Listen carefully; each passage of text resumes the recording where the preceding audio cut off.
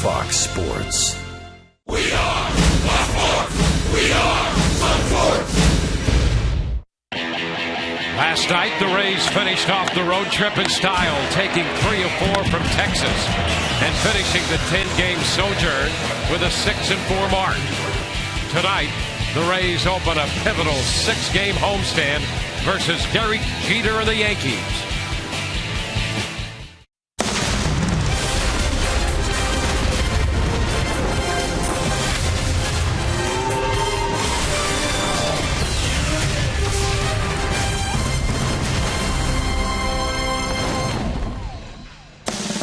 Tonight, we welcome you to Tropicana Field, where the Rays open this homestand, coming off a 10-game road trip. They are a game under 500, and they open this stand in Game 1 of a 3-game series against the New York Yankees. Hi again, everyone. Welcome to an evening of Rays baseball with Brian Anderson, Dwayne Stats. Great to have you aboard. Well, the Rays are a game under 500. They battle to try to get back to the break-even point. They have the Yankees in town, and that means Derek Jeter, who is a vanishing breed in this game, spending his entire career with one team. He's now 6th all-time in total hits. He is the highlight wherever the Yankees go these days. I mean, this guy, all he's done over the course of his long and illustrious career is perform at a very high level, a flair for the dramatic. He's clutch. You can see right there past Honus Wagner on August the 9th against the Cleveland Indians with an infield hit to go to 6th all-time in the hits, and this is a guy that just continues to get it done all over the place. There was the hit right there that gave him 6th place all-time. He'll shoot you the other way every once in a while. He'll try to turn on one and bang you out to left field. So this is a guy you got to be very careful with, and that job will go to Alex Cobb in starting off this series. And you can see that his delivery has been flawless, and now the focus has been on just making pitches, and he has made them by the bushel. As you can see in his last 4 starts, a perfect 2-0 record, a 1.35 earned run average, pitching deep into games, not walking hitters, 32 strikeouts to just 6 walks over this time frame. Right now, everything running smoothly for Alex, and he will need to keep it rolling for the Rays tonight as they continue their march towards getting back into this playoff race. Well, the Rays have refused to give up hope that they could somehow find their way into the postseason. This very well could be the time of reckoning. The Rays now, beginning tonight, have a run of 29 games out of 32 against American League East foes. Todd Callis looks into that schedule when we return.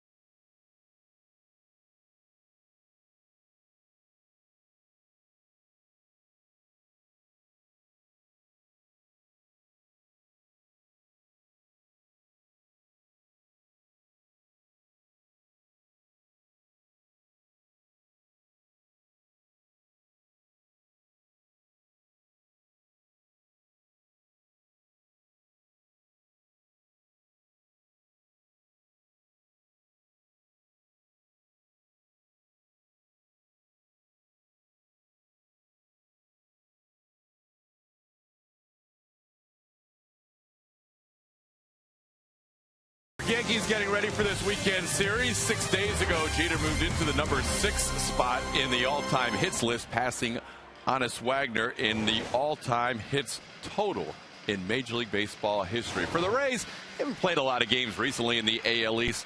28 of the last 34 outside the division, but that is about to change in our Southern Chevy storylines. You can see that 32 of the final 41 games are against the AL East, and that includes 29 of the next 32. There'll be 2 home series with the Yankees, 2 road series with the Blue Jays, 7 total with the Orioles and the Red Sox. When we caught up with Joe Maddon before the game, he talked about going through this gauntlet of playing everybody within your division. Talked about you got to beat the best, be the best. Bring it on, man. This is what we need. We need this. We need this right now. We need to take advantage of the schedule. We need to keep playing like we have been playing. No better. Just keep playing what we've been doing. Again, the concept, the theory is to win this series. So that's what we're trying to do during this weekend series with the Yankees. Rays are an even 500 against the AL East this year. They're trying to get back to an even 500 against the entire league and go to 61-61 in the year. We'll have our first pitch in exactly 3 minutes. It's the Rays and the Yankees on a Friday night from Tropicana Field, coming up next on Sun Sports.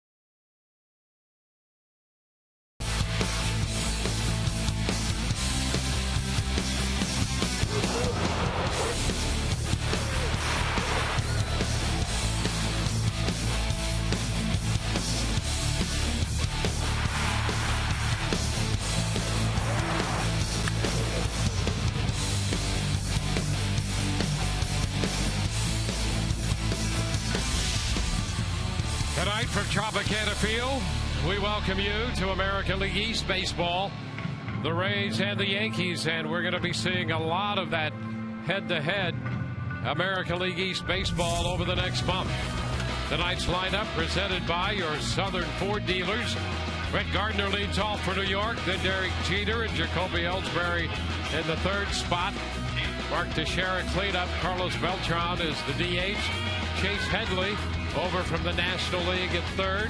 Stephen Drew over from the Red Sox will play second base. Martin Prado over from the National League in right field, and Francisco Cervelli bats 9th. He'll do the catching. Well, taking the mound tonight for the Tampa Bay Rays is going to be right-hander Alex Cobb. You see his season numbers, but that is not the story. For Alex Cobb, it's been what he's done recently. And if you go back Over his last 6 starts, he's 3-0, an ERA of 1.85. He had been struggling a little bit with his delivery for a time. He has smoothed that out, is back to just concentrating on making pitches in the strike zone. And I'm going to tell you something right now. The fastball to both sides, the curveball, the changeup, everything right now sharp. And Alex looks to continue riding that momentum. Cobb set to go to work. Brett Gardner leads it off for New York. And the first pitch of this game is a strike call. First pitch presented by Pinch a Penny. So fastball from Cobb to start the game.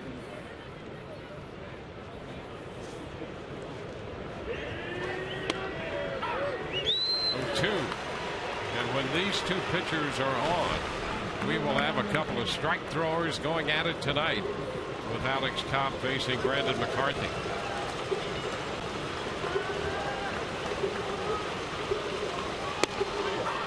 That strike 3 call came back. Catches Gardner looking, 1 away. And absolutely nothing to complain about for Brett Gardner. Fastball, curveball, middle away, and then how about closing them out? Fastball, middle in. Absolutely 3 dominating pitches to start this game off. Well, Derek Jeter steps in. This entire season has been a farewell tour for the 40-year-old Derek Jeter.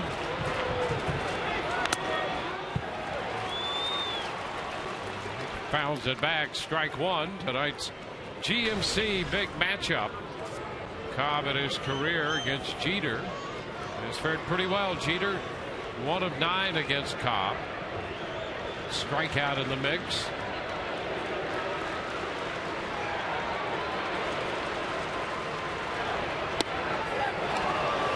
Cobb quickly ahead, 0-2.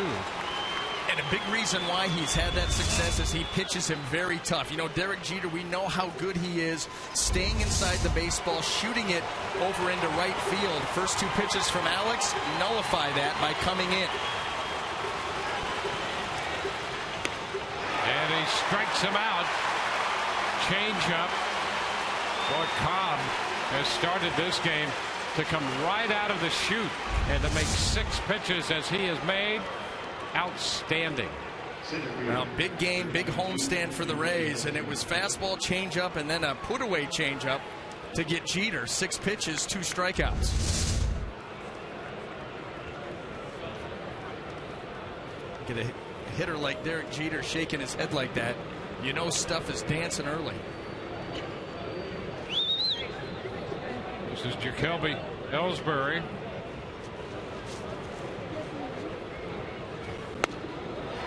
Cut to miss. 7 pitches, 7 strikes. Jacoby Ellsbury hitting out of the 3rd spot, 276 with 10 home runs.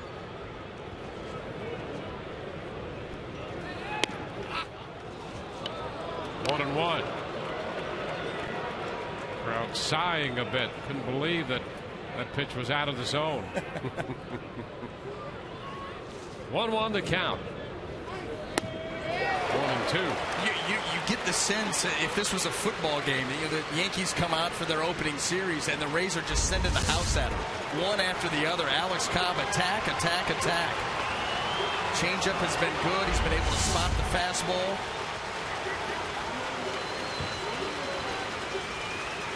One-two. Close. Ellsbury started to go and checked in time. Gary Cederstrom is working the plate. That was Lance Barksdale down at 3rd, ruling on the appeal. Boy, that pitch just did miss. You could make a case. Yeah, you could have absolutely rung him up. Either way, that was a borderline check swing there by Ellsbury. Ground ball back to Cobb. He's got it. Tiloney, 1-2-3. Go the Yankees. Impressive start here in the first inning by Alex Cobb. He got Gardner looking, and then Jeter out in front, missing the change. Rays coming in to hit.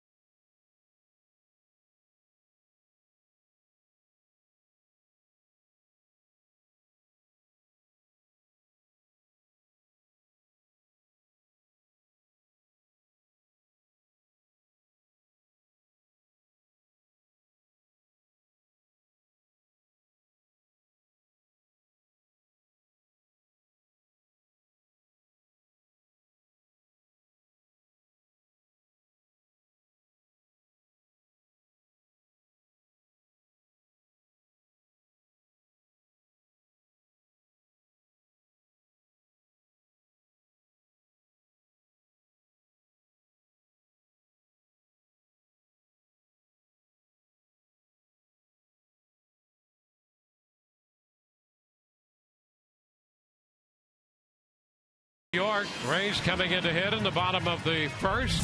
Their lineup presented by your Southern Ford dealers. Desmond Jennings returns to the top of the order in center, followed by Ben Zobrist and Matt Joyce at DH. Evan Longoria cleanup, 305 career average against New York.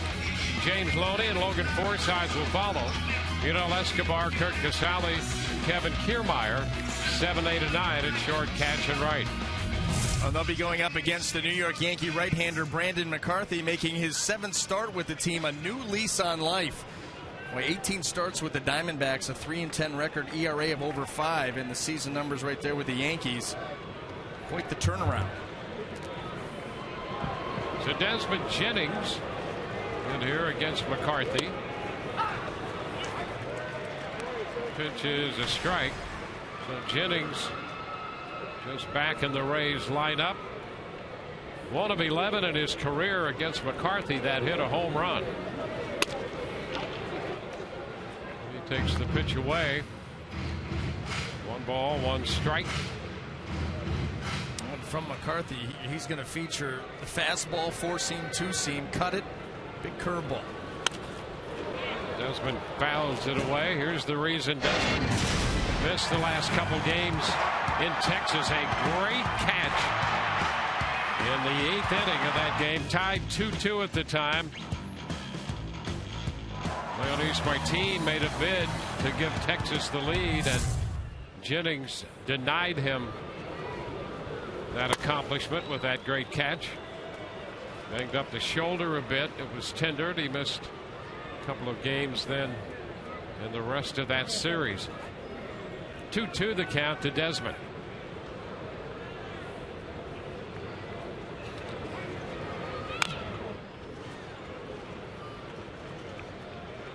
Oh, and fortunate too, because the impact at which he hit that wall out in center field, you could see how hard he was running and how far he had to go to make that catch.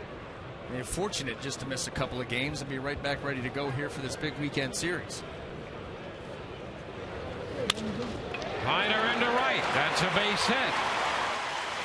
Nice little job on that pitch down and away, and he takes it the other way. Well, you know what made that so impressive is the previous pitch was a sinker running in, trying to tie him up, and then immediately McCarthy goes back out away with a hard cutter. You see him trying to move this ball ever so slightly away, and look at Desmond stay right on that. That's a good pitch by McCarthy. Set up well. A better job of hitting by Jennings. So the Rays with a base runner. And now Ben Zobrist.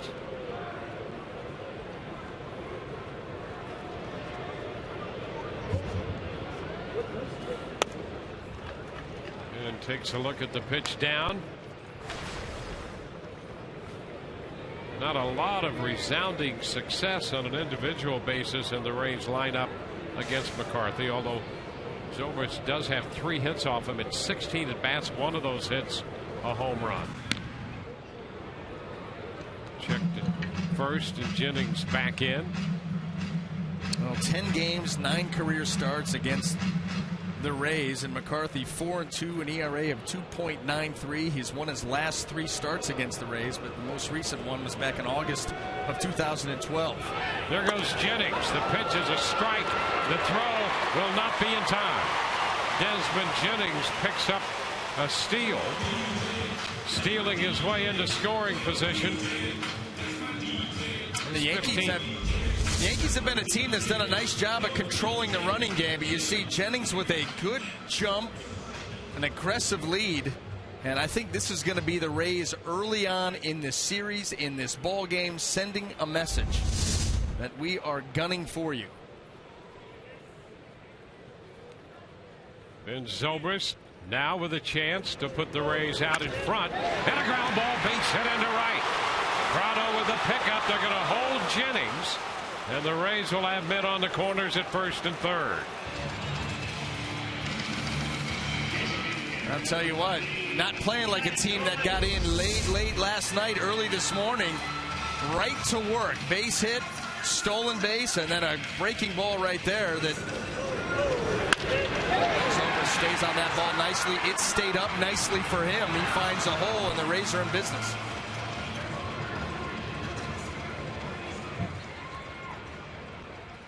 Tom Foley holding Desmond. Nobody out here. First 2 men have reached. And here's Matt Joyce.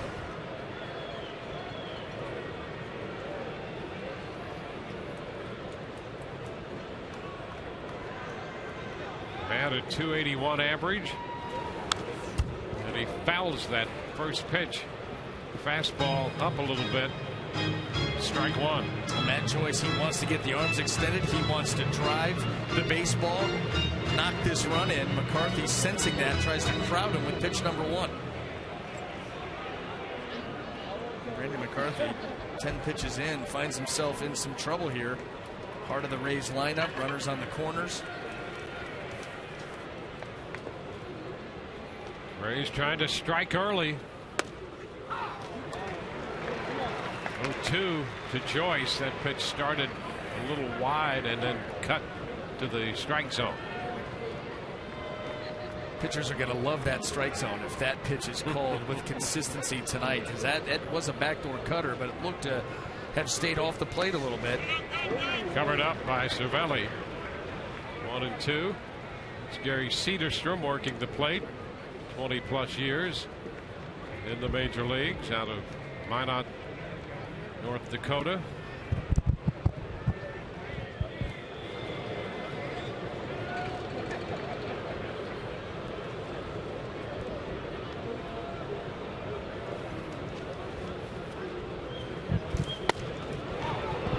Let's take there. 2-2. Well, that was a much better pitch than that backdoor cutter. Good fastball there by McCarthy. He's trying to catch Matt Joyce and lock him up. Pretty good effort, pretty close.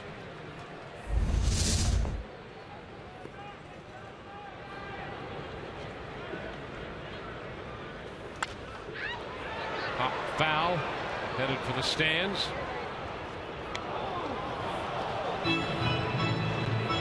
Matt Joyce just looking to protect here and do something that the Rays have done a nice job of over the course of the season. This offense is not what the Rays would have expected, what they would have liked, but they've done a nice job of putting the ball in play, avoiding the strikeout. You do put it in play, what you want to avoid is the double play.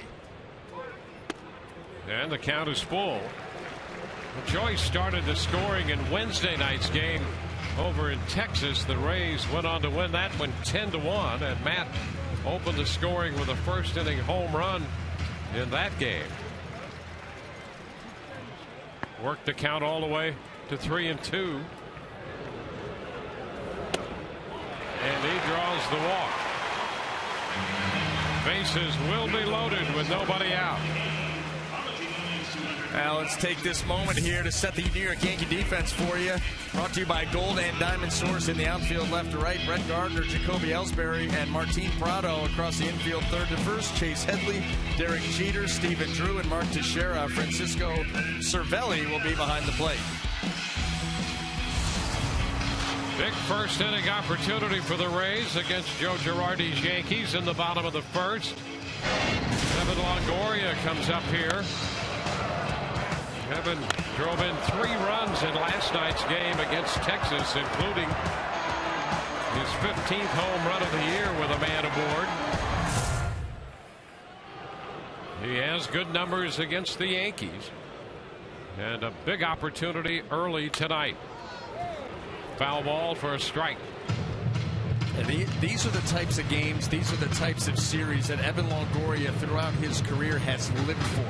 He has come up big against this team, whether it be at Yankee Stadium, here at Tropicana Field. You saw his numbers with the bases loaded. And boy, I'll tell you, for his confidence continuing to build off of last night's game, and for the team getting this homestand started off on the right foot, huge at bat, huge opportunity.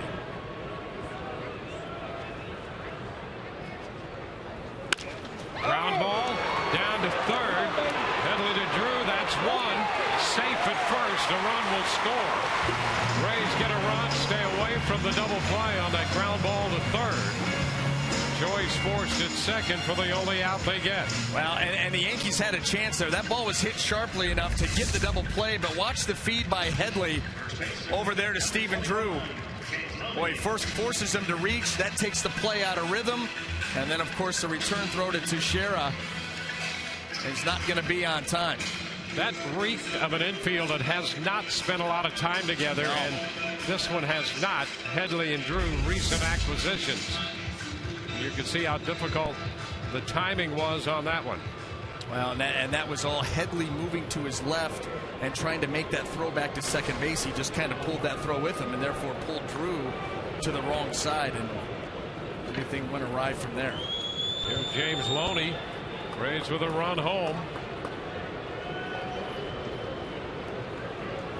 Zobrist now at third with Longoria at first. Loney chops it through. He goes to Jeter out there. Double clutch on that one. The Rays get a run out of that. So the Yankees with a couple of opportunities to turn two and fail to do it on consecutive hitters. Absolutely. James Loney, we know, does not run well. A chopper here, and this is set up perfectly. That right there will cost you. Drew playing second base for the first time since coming to the Yankees. Now, those are the little things. You know, the Yankees, this is a ball club that's on a 4-game losing streak, had a day off yesterday, trying to answer the bell today on a team that's nipping at their heels at this point. Rays 2 back of New York. And for the Rays, another opportunity to get to 500 after being 18 games under. On the verge of the break-even point. Strike the count to Logan Forsythe.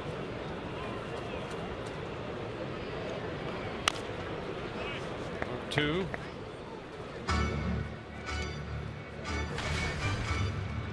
Logan homered last night, had a 3-hit night in Texas. Snapped a little hitless streak for Forsythe. For most of the second half has been red hot. He'd gone 0 for 15 and then 4 of his last 5 coming out of Texas, including 3 hits last night. 1-2 the count.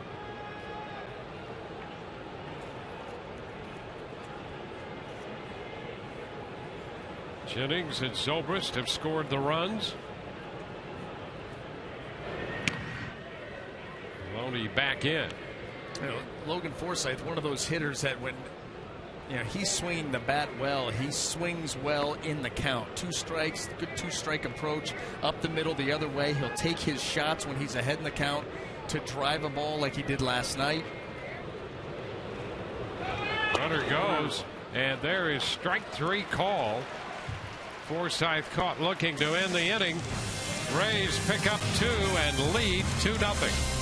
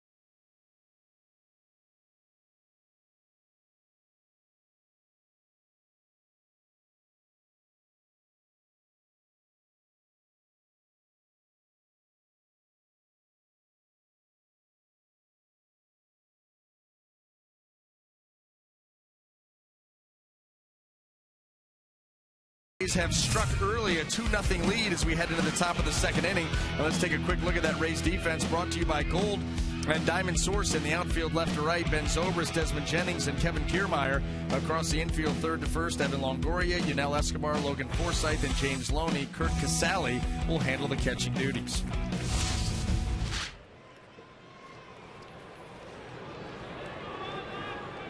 Alex Cobb set to go back to work, facing Mark Teixeira. Switch hitting first baseman. Rays have the shift on. They have Forsythe in short right field.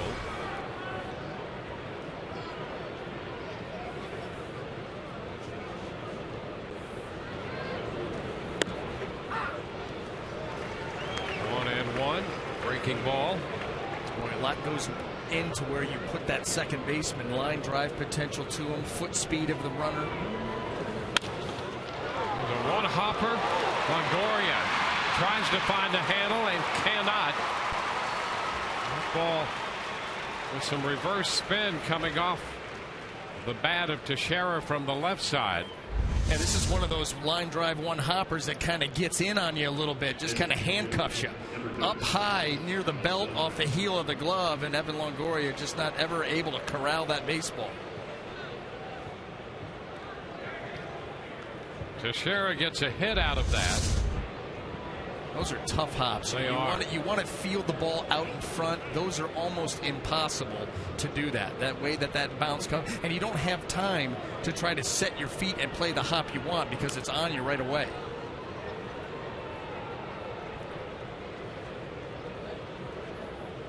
Carlos Beltran, pitches a strike. You often hear the phrase, "He let the ball play him." Well, in that case, he did, but he had no choice.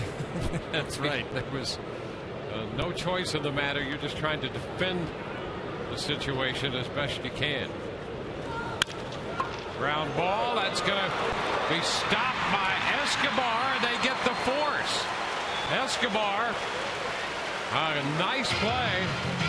Number one, to stop the ball, to keep it on the infield, and then to get the force play at second. Coming from an angle he doesn't play. He's playing behind second base. This looks like it's going to split Escobar and Longoria, but the dive is one thing, but then an odd angle flip from Yunel Escobar. Remember, most of the time when he's diving to his backhand side, this is not the play that he's making. How many times do you see a force play at second base go from the shortstop to the third baseman? That's a 6'5" force at second base out of the shift. Tampa Bay Rays baseball, actually Major League Baseball at this point, the way that you move fielders around. And that's why when I look at my scorebook at the end of a game, I'm completely confused at how these plays happen. Yeah, if you don't have a number of shifts, you're just not cool now. That's right. All the cool kids are doing it. That's right. You know that. One strike to count here to Headley. Too low. 1-1 to Rays shift for him. First time they've seen him since the trade that brought him over from the National League. And the Rays again have Longoria by himself on the left side. And so you keep him close in this situation because you got an opportunity for a double play. So everybody's got to be able to try to make that play right here. Well, there you go. Longoria in the middle of this one, and that takes care of New York. That's a 4-5-3 double play. And why shouldn't it be 4-5-3 out of the shift? We go to the bottom half of the second. It's 2-0 Tampa Bay.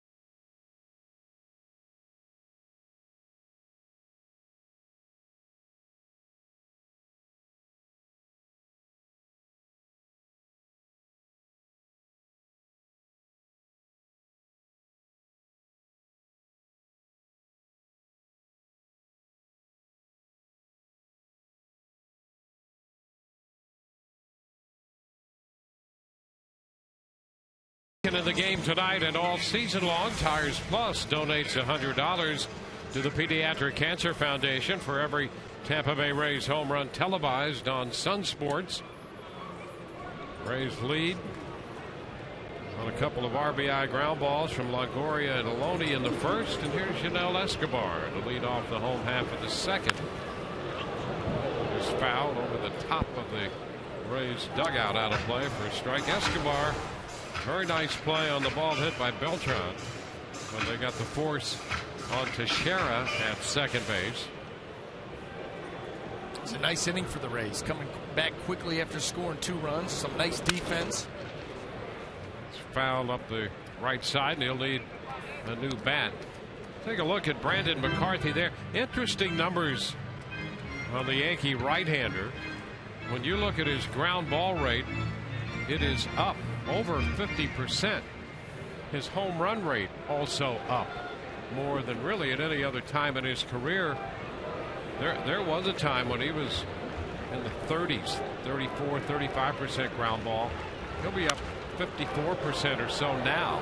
And interesting to try to analyze that and break it down. Yeah, and you know, they even analyze ground ball percentage differently now, because when you look at his ground ball to fly ball ratio, it's 4th best in Major League Baseball. Yep. And when you think about that being combined with as many home runs as he's given up, good fastball with some sinking action right there for the strikeout, you know, you start to think, listen, a guy that's got a good sinker, when it's elevated, when it's down in the zone, yeah, you're going to get a ton of ground balls. But when you're not perfect with that pitch and it stays elevated, you will give up some home runs. What you typically have to combat that when your sinker's not quite there is a good changeup, and that will save you a lot of home runs. McCarthy doesn't really feature a changeup to help him out, so that's why you see those numbers inflated along with a good sinker. Yeah, he's been a sinker cutter guy, and since coming over to the Yankees, really more of that sinker cutter probably up 8 to 10% from when he was over in the National League with Arizona. You think about, you know, a lot of guys coming out of the bullpen, you think of the combination sinker slider. Well, for McCarthy, it's a sinker cutter. He throws the cutter hard, he's got the curveball to go along with it, but without that changeup, if he's not on the money with that sinker, he will be prone to the long ball. Breaking ball there to Casali. Curveball blowing away. 1-2 to Kurt. Because as you mentioned earlier, Dwayne, he does not walk hitters. Just 6 walks since coming over to the New York Yankees. He's going to fill up the zone. So and with that, he's going to give up a lot of hits. Sure. Strikes out Casali. 2 up and 2 down. And nothing fancy about that except for the late movement. 93 miles an hour. A little dip at the end is what allows that pitch to miss Casali's bat. When you look at his build, a tall, lanky guy, you like that in a pitcher. Oh, yeah. You can keep it all together. The White Sox in Texas, Oakland, Arizona, now the Yankees. It's been about staying healthy. You know, he's never in his career made more than 25 starts. He's made 25 starts one time. Now, with tonight's start, that's 25 on the season this year. But that has been the key because he has been effective when healthy. There's a line drive. Drew has trouble picking it up. A low liner on the short hop. And Drew having a little problem out there on the infield tonight. Well, he sure is. He was pulled off the bag, couldn't complete a double play. Not his fault, but then had a chance on a James Loney hopper. Didn't make the play, and then a chance to get out of the inning here. Not able to come up with it clean, and it bounced too far away. You've got to scramble like that with Kiermaier running. Forget it. There'll be an error charged to Drew. Kiermaier is aboard.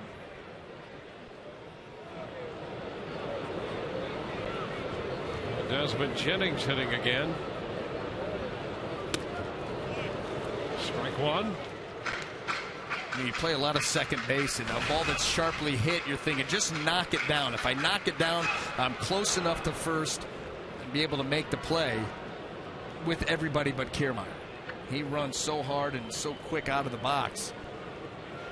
And you better come up with those balls clean. Now you think that almost any other runner would still have been out at first except Kiermaier and a handful of guys, and it's because Kiermaier just busted right out of the batter's box. And for that, you look at his 10 doubles, at least half of those would have been singles. Yeah. For almost any other hitter.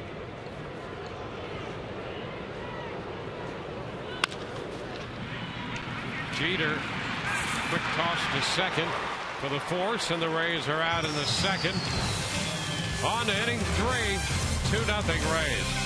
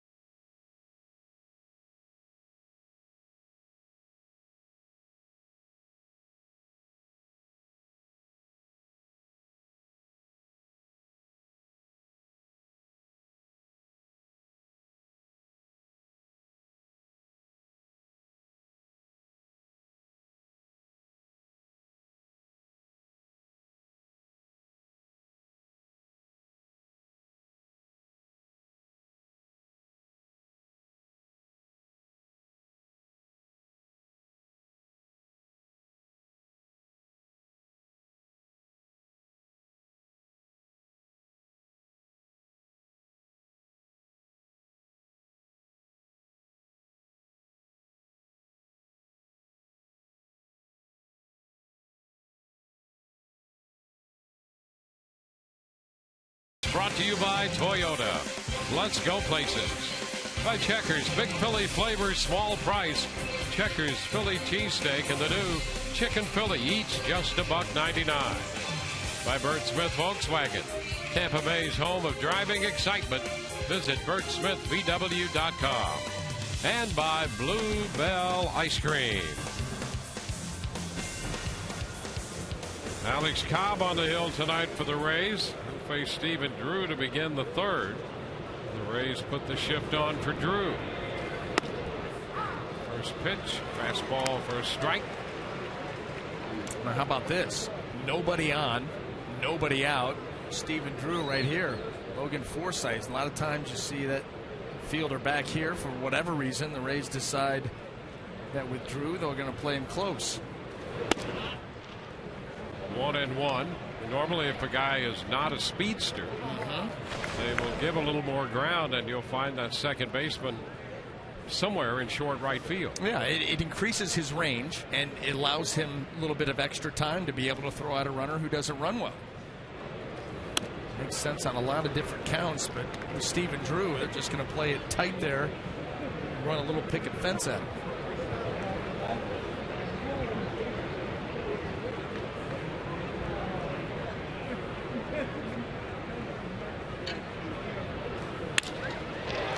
Takes it into center field. 2-1 pitch, base hit. The second straight inning, the leadoff man is aboard.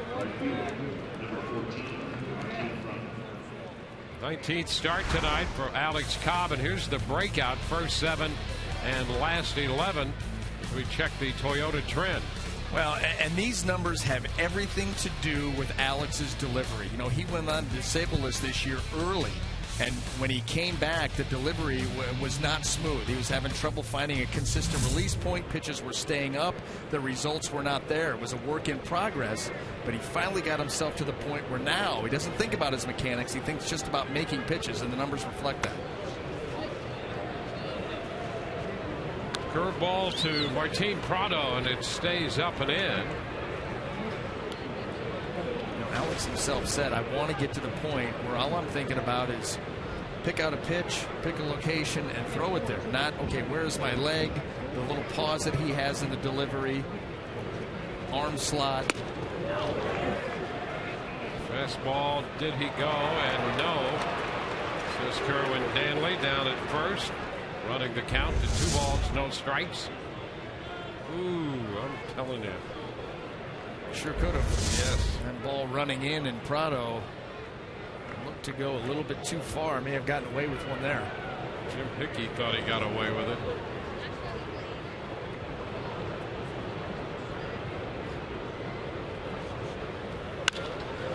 Fly ball lifted towards Zobrist and left. 1 away.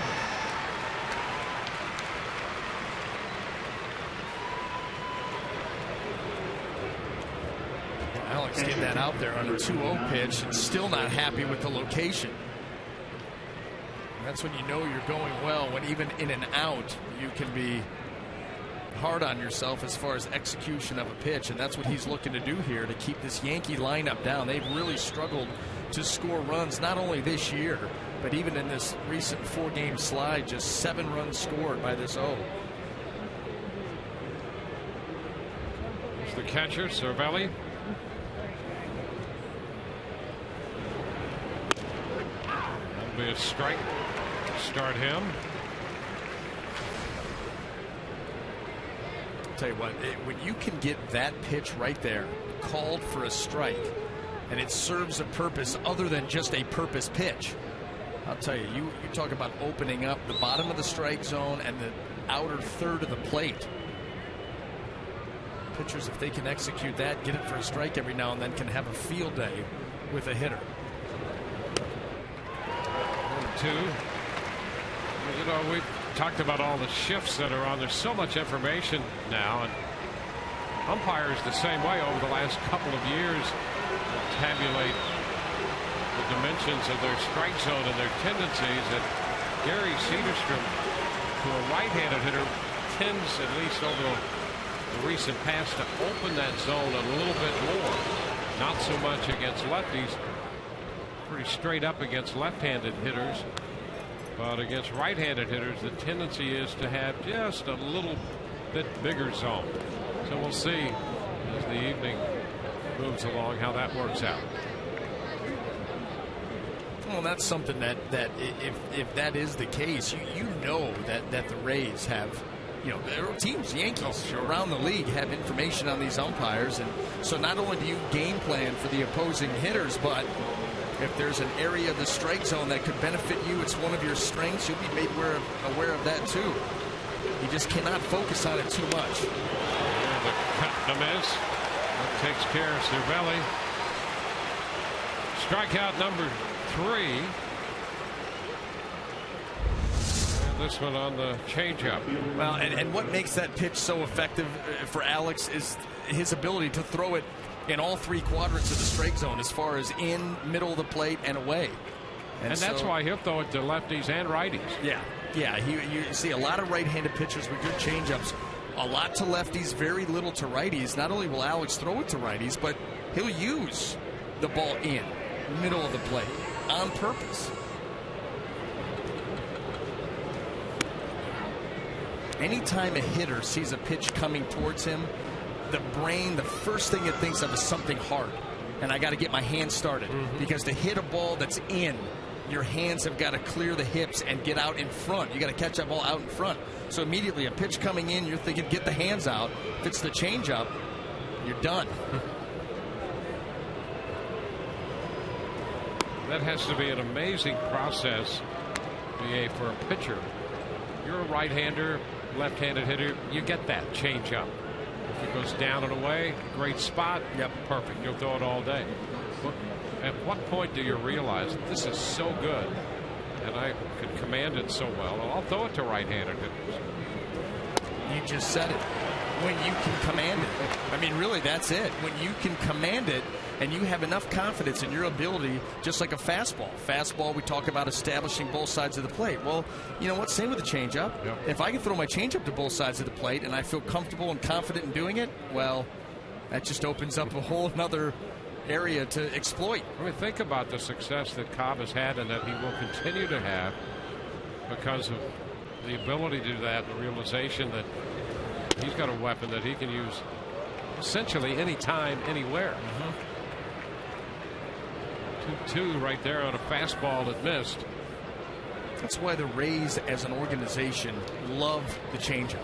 It is so multi-purpose, multi-dimensional. It can get you out in so many ways. It can get you out when you're in a bad count as a pitcher, 2-1, 3-1. It can get you out to both sides of the plate. It can get you out. In Alex's case, he does such a great job against hitters, holding them to a 151 average with 2 strikes, an on-base percentage of .213. This is when he's throwing a pitch that, depending on where you see the breakout, between 55 and 60% of the time, he's throwing that with 2 strikes. So you know what you're getting.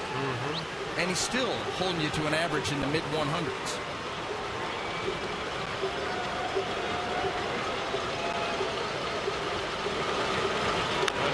And the pitch is foul. Well, the other side of that is a guy who can do the things he can do with the changeup and his other pitches. You talk about having a hitter, even at 2 strikes, a little confused about the process he's just gone through in that at bat to get the 2-strike count, and then okay, good luck. Go back to the first 2 hitters of this game. Strike 1, strike 2, and then, okay, now what? Runner goes. This one chopped to second. Forsythe with the flip to first. Leadoff single. Drew's left on. Rays lead 2-0 middle of the third.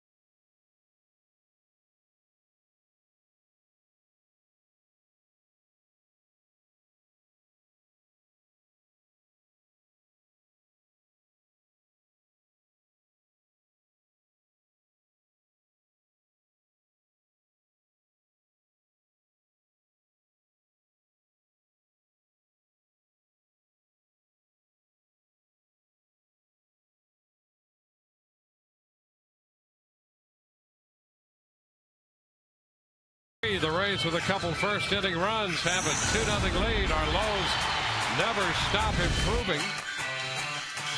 Well, the Rays, they ranked since June the 11th when they started this turnaround. Second best record, first in run differential. Runs per game. Right now, you get to 4.5 in what we've seen this year. That's a significant offense. Oh, no doubt. I mean, 4.5 for the season would put you in the top 4 or 5 teams in all of baseball. Yep. The strike to Ben Zobrist, the wild card. See the Rays behind Cleveland, 6 back. The Indians 5.5. Of course, the Angels up, and then Detroit, Seattle on the Tigers' heels. A half back right now for the second wild card spot. And think about the Rays' next 4 series. Yankees ahead of them, make ground. Detroit ahead of them, make ground. Toronto, same thing. Baltimore, same thing. You can do some damage here in the next week and a half if you continue to play consistently good baseball. And I'll tell you something, the way this pitching staff has performed, that's what gives you the belief that they can do it, because they have been dominant 1 through 5, and then the bullpen. Yep, it sure does. Smiley pitched great the other night. Archer, young man who wants to be that #1 guy, wants his team to count and rely on him. And on through, Hellickson has put together a couple of outstanding outings. Yeah, I mean, it sets itself up well. If you pitch well out of the starting rotation, you're going to be in every single game. And, you go back to those numbers from June 11th, Dwayne, and what did the Rays have to avoid? Any more stumbles, and they had to win series. Yep. Well, since that point, they've had 1 3-game losing streak. On the winning side, they've had 2 3-game winning streaks, a 5-game winning streak, and a 9-game winning streak. 2-2, and a shot deep down the right field line. That ball is foul. Zobrist shot that one out of here. Home run distance, but foul. Tell you what, Ben Zobrist's hands from both sides of the plate awfully quick. And if you're going to come in with that cutter, that fastball, whatever it may be, in, you better get it in there. You see Ben just dropping the head, hands through the zone quick, too quick. Into center. Jacoby Ellsbury there to grab it. One gone.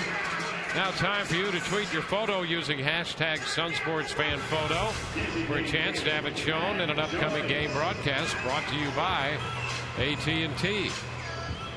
Well, you talk about that rotation and the 3 guys we mentioned. And of course, Odorizzi pitched so well again last night. He's had a great run.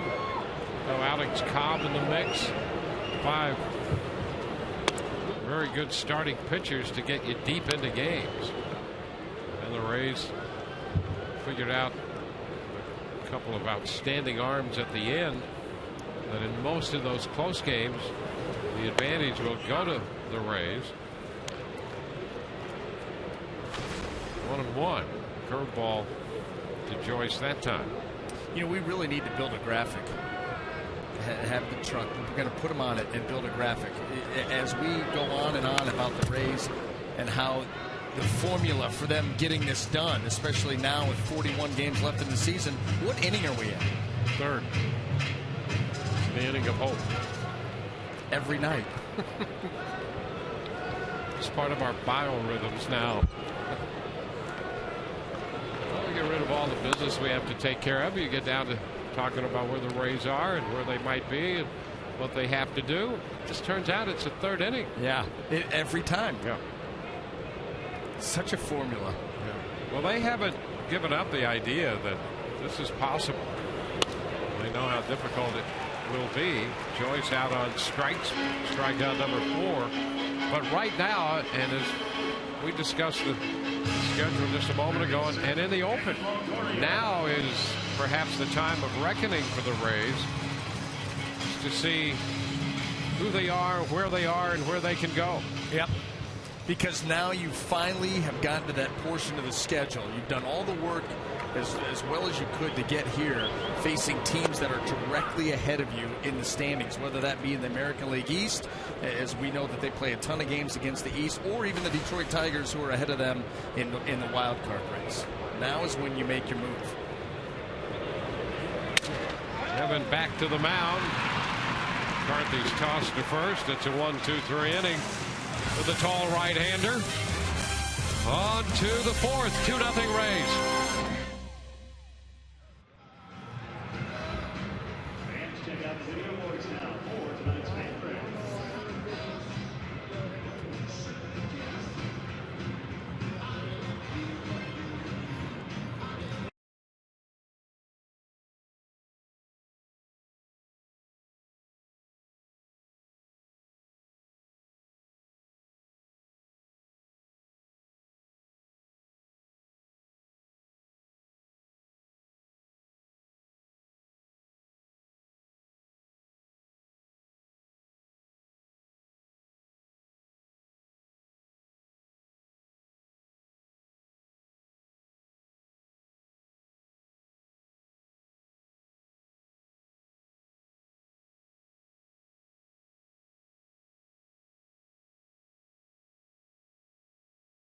High School, I founded the SAF, nonprofit program, which collects and distributes back-to-school supplies to students from low-income families throughout the district.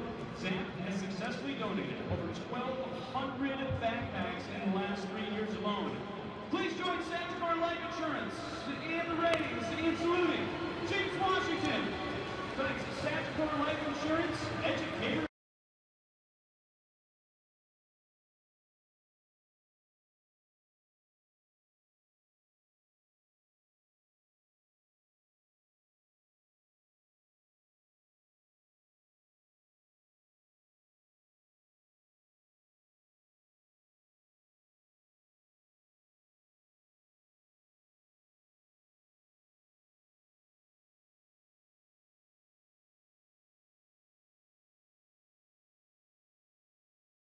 Get a Mr.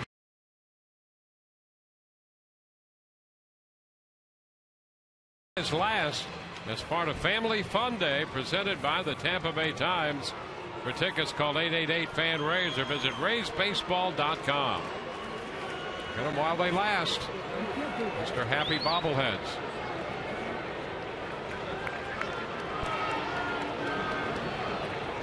Derek Jeter will open the fourth.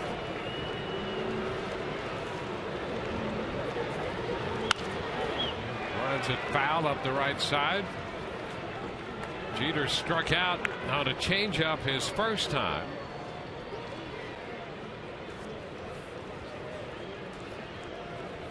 Jeter now 6th on the all-time hit list, moving ahead of Honus Wagner.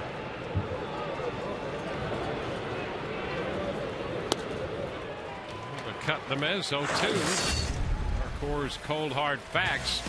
Here's the impact Derek Jeter's had on baseball and this Yankee franchise through the years.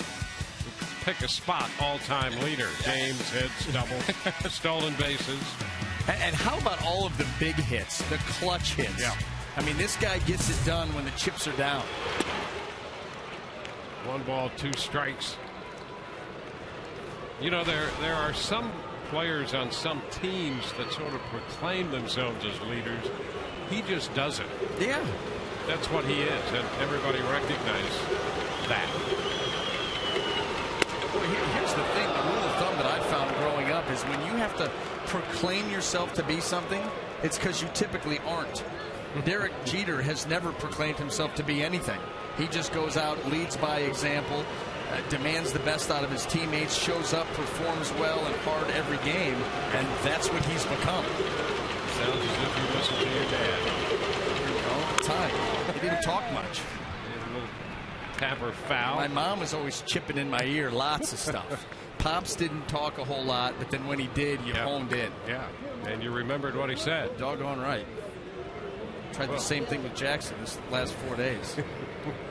It's working out. We'll see. 2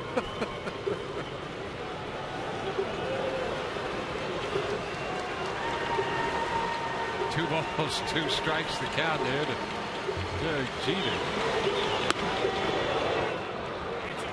Full count on Jeter.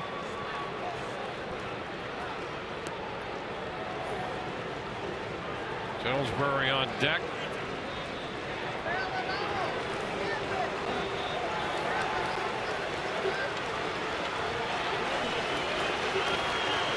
Leadoff hitter in the fourth. An attack going to be charged by Longoria, and he cannot make the play. Got the glove down there, and on the exchange, lost it. That was going to be a difficult play. We've seen Evan make it time and time again, but between Jeter getting out of the box, the running start here, and the chopping nature, softly hit, had a chance at it, but the exchange went badly right there. The ball never got into the hand. Jeter picks up an infield hit.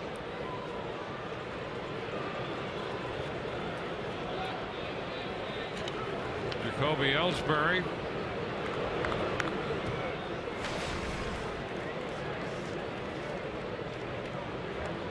.433 hits. And a strike. to Jacoby Ellsbury.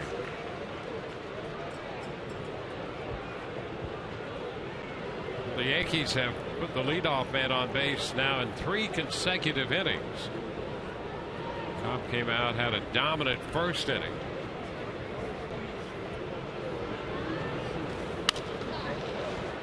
Foul the other way, 0-2.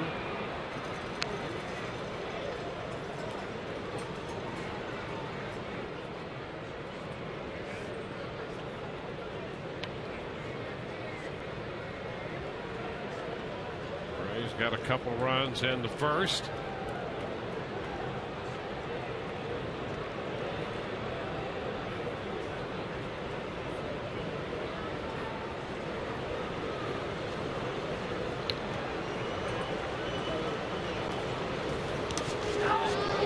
This one away from Casali. Down to second. Derek Jeter, who is now in scoring position. That's a wild pitch charge to Cobb. His 4th of the year. And you see the breaking ball right there into the dirt and bounces away from Casali. You know, Dwayne, you pointed out all the time when that breaking ball is moving down and in to a left-handed hitter or down and away from a righty, it hits the dirt. It's going to bounce the other way. Casali was right in front of it, and that little jab step by the baseball, it went off the left side. That's what caused that ball to get by it. So the Yankees for the first time have a man at second. That's a strike call. Fastball catches Ellsbury looking. Big first out after the move up to second by Jeter.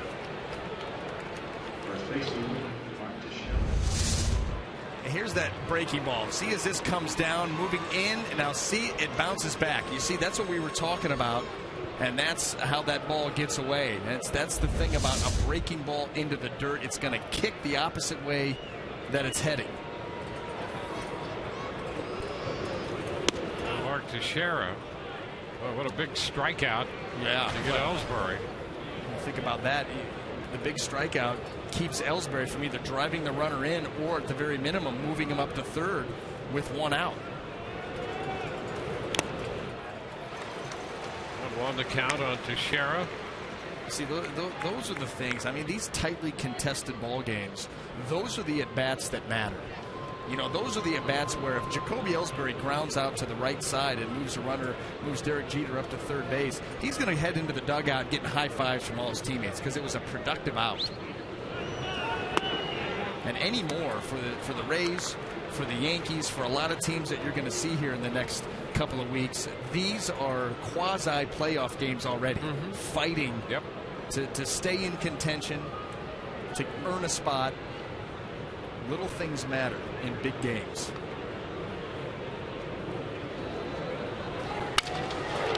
That's foul. The right side. The changeup and out in front. Broke the bat. Teixeira will get a new one.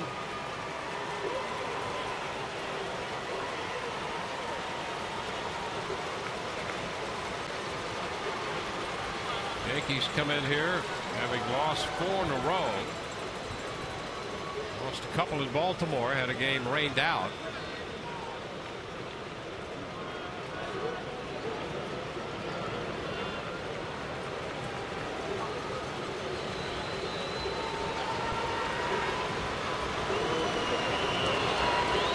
Now the 2-2. He got him. Fastball. So big strikeouts of Ellsbury looking and Teixeira swinging. Both fastballs. Well, this team continues to lead Major League Baseball in strikeouts, and a great job. You don't see Alex Cobb go up in the zone like that very often with the fastball. Well, he's mostly a guy that's going to work down, get you out, down, but climbing the ladder there, effective for Alex. Carlos Beltran. 1 ball, no strikes. Rays as a staff on a pace for 1,462 strikeouts, and that would break the all-time strikeout record for a pitching staff.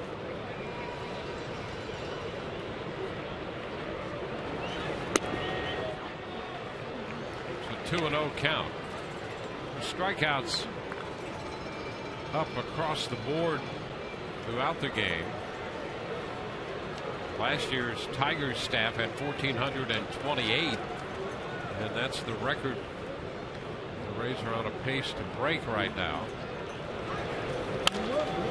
Ground ball, short right, Forsythe positioned perfectly.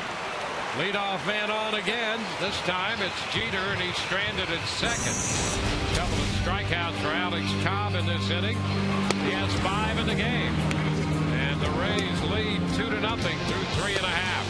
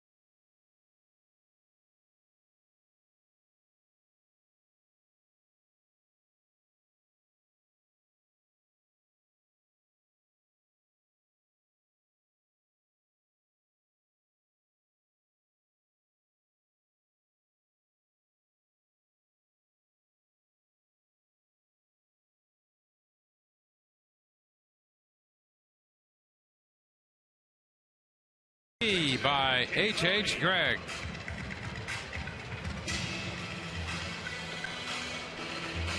Rays back home off the 11-day, 10-game road trip. They're taking on the Yankees tonight. Rays in the season series so far with the Yankees have a 7-3 advantage.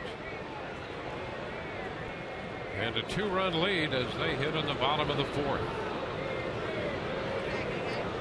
James Loney against McCarthy. Loney drove in a run with a fielder's choice ground ball. 1 strike the count.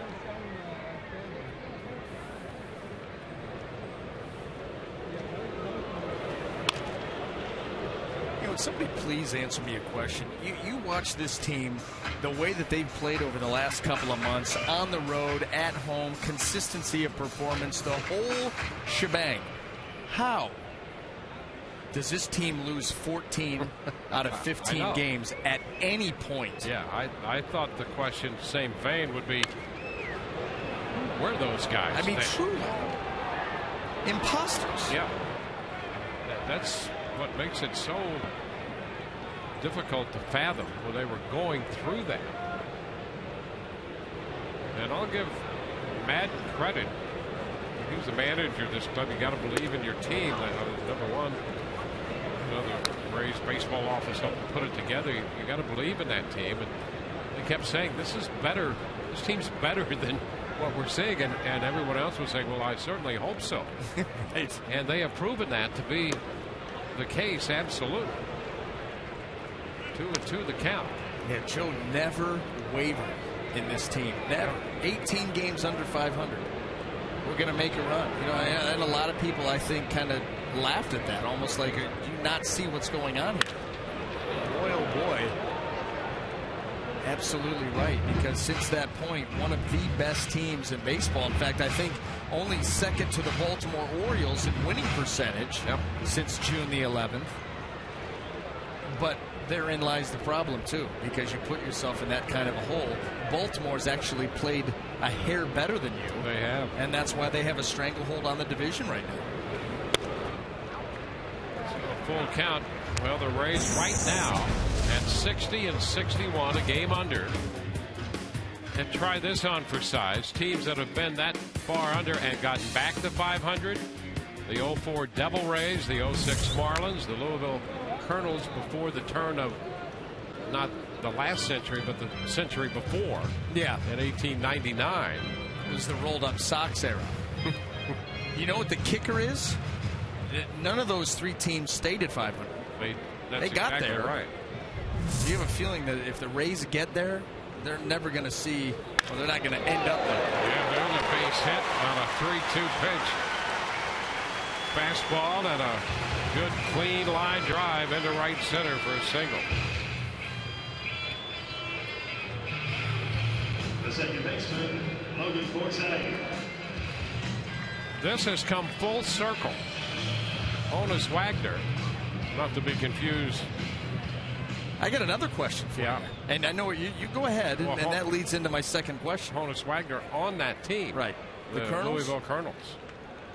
And now, for the better part of my life, Honus Wagner has been Honus Wagner. Yes. That's been the name that's been, thrown around forever. Now, all of a sudden, 5-6 days ago, Derek Jeter passes him on the all-time hits list. And now, out of the woodwork, his name is Honus Wagner. I mean, can someone explain that to me without my head exploding? How his name just changed in the last 6 days from what it's been our whole life. No one's ever called him Honus Wagner until a week ago. Yeah. Well, reinventing the wheel. It is what it is, but someone's got a better idea. And look at me. I had a better idea. Yeah. Well. What? I guess that's it. Because no one today is asking his teammates, hey, what did Honus call himself? Was it Honus or Honus? No. No one's doing that because they're not around to tell you. Right. So it's not first-hand information. No. It's barely hearsay. And it's inadmissible. So forget it. We've thrown that out of court, and he's Honus Wagner. Sustained. Next case. No, but that's true. That's one of those things that boggle the mind. And you know what? Maybe that's right. Who knows? All I know is that for 30 some odd years of hearing the name, it's 100% of the time been Honus. Yep. And within the last 5 or 6 days, it's now Honus. I know. You even worked out the proper spelling of Honus. I did. It was on the telestrator. No one appreciated it, and we moved on.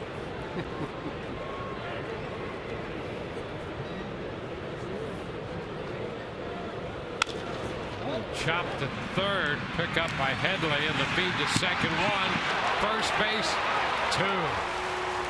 So they get the double play this time. Close play at first.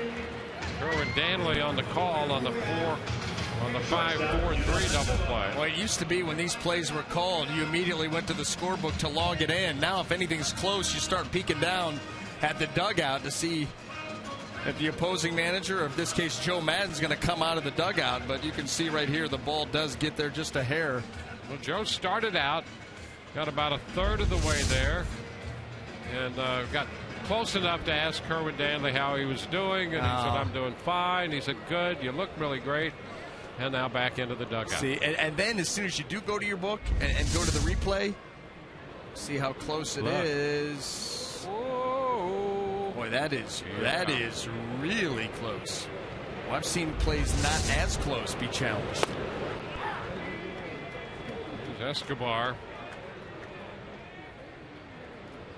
Well, do you pull the trigger now? Do you wait maybe for another spot? You're up 2-0. Chopper foul. 0-2 the count on Escobar. Yeah, decisions. Yeah, that was certainly close enough to warrant a challenge. I mean, the fact that they didn't, that was As bang bang as you're going to get.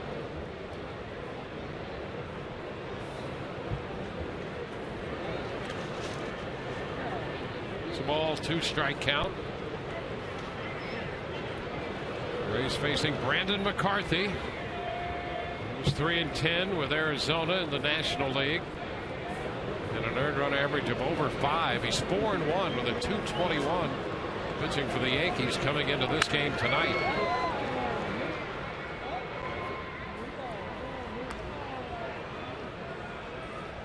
He's had a lot working in his favor. I mean, his strikeouts are up with the Yankees. Home runs are down. His run support has doubled since his time with Arizona. Never hurts to be pitching on the right day. Because this one by Escobar. 1-2 fastball. Second time he struck him out on the fastball.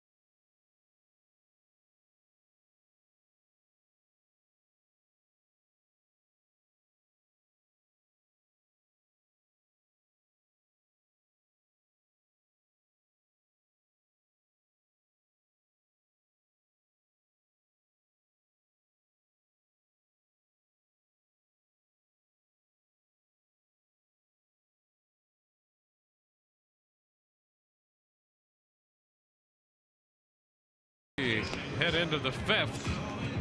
Catch the next wave of bobbleheads. The August bobble of the month. Available now at Tropicana Field and the Rays downtown Tampa store. Make sure to add the Surfing Raymond bobblehead to your collection.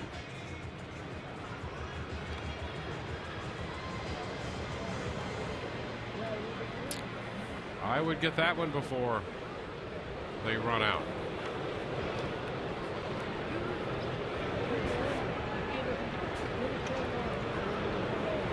Chase Headley will open the 5th. Headley, Drew, and Prado.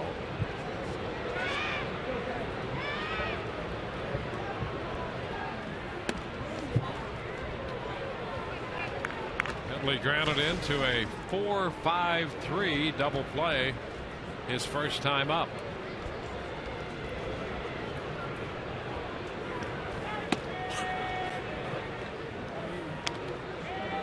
Balls, no strikes. Rays shift for Headley.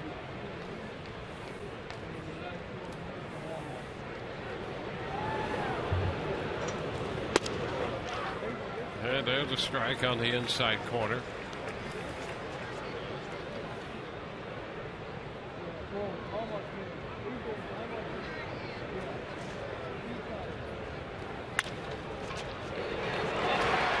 Ground ball, base hit past Escobar and into center. So Headley is aboard with a leadoff single in the 5th inning. So with a man aboard and nobody out, We have found Todd Callis. Todd, how are you? Doing well, Dwayne. How are you tonight? Very well, thank you. Good to see you. Hey, it's great to see you as always. You know, Alex Cobb not only starting tonight's game, he will wrap up this homestand as well on Thursday. And today before the game, Brad Ausmus, the Tigers manager, did announce that David Price will in fact start against his former team on Thursday. We are televising that game, originally not on our schedule. That'll be a 12:30 pregame show and a 1:10 first pitch. Cobb versus Price next Thursday. Price will pitch tomorrow against Felix Hernandez at home. By the way, the Mariners are leading that game tonight 5-1. If Seattle wins, they not only flip the Tigers in the wild card standings, but the Tigers will lose for the 7th time in the last 10 games, guys. Yeah, James Paxton pitching for Seattle. Porcello for the Tigers. Well, good. I'll tell you, that was a natural. Originally, that game was not on our TV schedule. The right thing by putting that one on without question. Well, here's the thing. That was a game, if we weren't going to televise, you probably would have come to watch anyway. So while we're here, yeah, why not suit up? That's right. They're really doing us a favor. And it saves us from having to buy a ticket. Boom, everybody wins. It'll be interesting to see how things play out the next few days. And the ramifications of that game, that matchup here. A lot of things at play. Joe Madden in the moment, however. Taking care of business right now. That's part of the reason why the Rays have been able to maintain focus and be on the run that they're on. That's absolutely correct. The pitch misses. It's 2-2 to Drew. Yankees have had the leadoff man on in each of the last 4 innings. 4 of the 5 innings now. Leadoff man is reached. And that's a tough way to pitch. Immediately you go to the stretch and immediately you have to start making high quality pitches one after the other. Liner into center. Will it hang up? Yes. Caught by Jennings. That's the first out. Headley back to first. Well, you get Stephen Drew a little bit out in front. He does a nice job of actually staying on that pitch, but just kind of scoops it right out into center field to Desmond Jennings. So, you know, good pitch by Alex, a good 2-out swing by Drew. Not enough. Martin Prado also coming over from Arizona.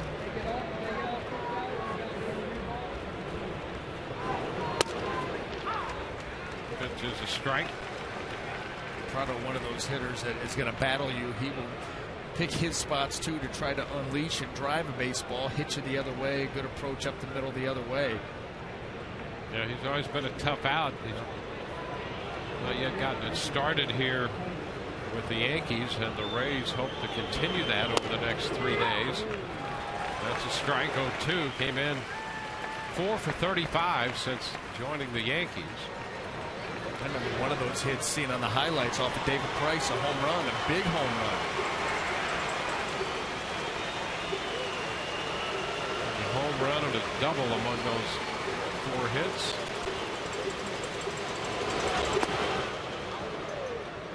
It's a ball with 2 strikes. It's interesting when you move from one team to another, when you go for a team that is out of it and playing out the string to a team that is in the middle of a playoff race, how different players react. For Martin Prado, it's been a struggle. For Brandon McCarthy, he's stepped in and gotten better. And still 1-2 at the foul ball.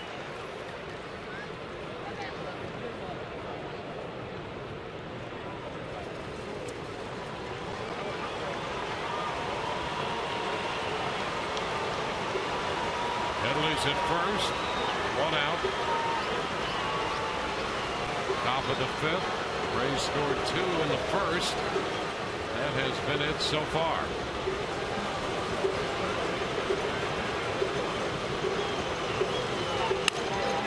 Down to first. Loney to second. One. Back to Cobb. Safe the call there. Headley, the lead run, cut down at second. 2 gone. You want to talk about knowing your teammates. James Loney comes off of first base, fields this chopper, and fires it to second. Escobar's not even there yet, but he knows he's going to be, and there he is. Put it right on the bag. There's your shortstop with the return throw. It's done as well as the Rays could have done it. Just Prado beat it out. Yeah, and a nice job in the middle of that by Escobar to do what he could do with it. Yep.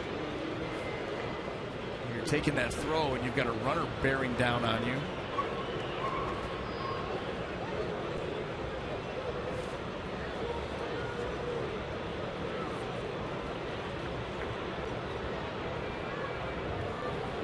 There's Francisco Cervelli. Foul out of play for a strike.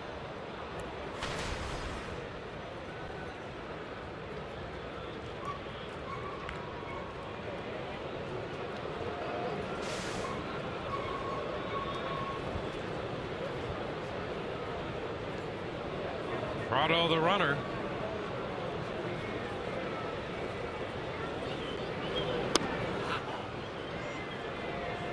One ball, one strike.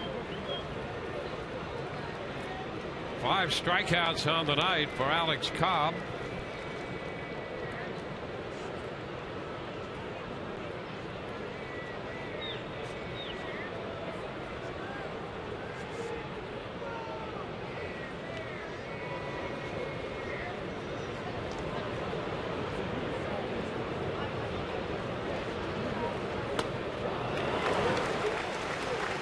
Breaking ball, 1-2.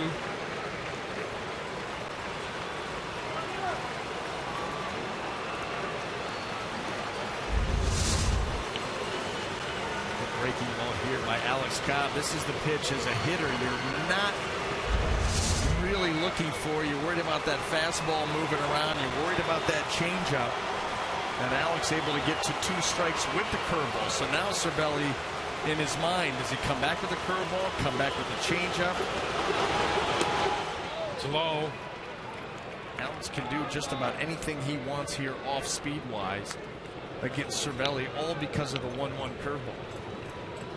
And even at 2-2, certainly this is the pitch you want to make something happen and end this inning. But he can do it in a variety of ways.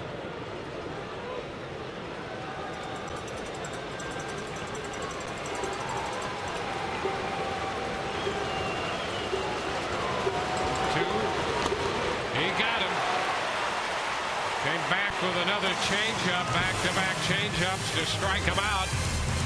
2-0 Rays.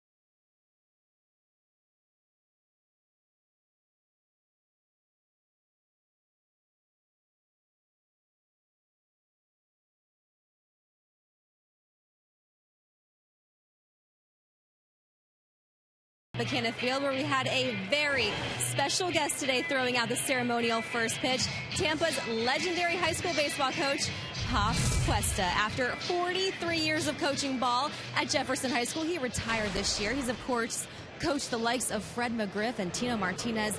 And I caught up with McGriff before the game today. He said Pop is good people. Sometimes after practice, if it was raining, Pop would invite him over until things cleared up. But Dwayne NBA, he says he will never let Pop live down. He cut him in the 10th grade. He said he went out. They already had a great first baseman. Tried out for the outfield. Did not make it. So they still joke about it to this day. Well, there you go. And what a great member of the community to help not only develop baseball players as this area has, but to help youth across the board. And so it was fun to see him throw out the first pitch. 2 strikes to count to Kurt Casale. Casale struck out his first time, chops it to third. Headley handles that and throws him out for the first out in the 5th inning. Celebrate your little slugger's birthday right here at Tropicana Field with the Rays birthday package. Call group sales at 888-FAN-RAYS or visit RaysBaseball.com to reserve yours today.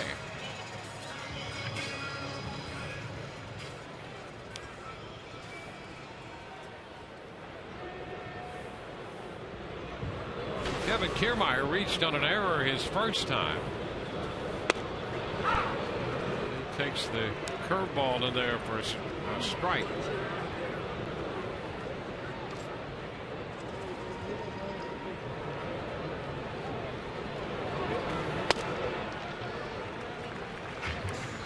Two.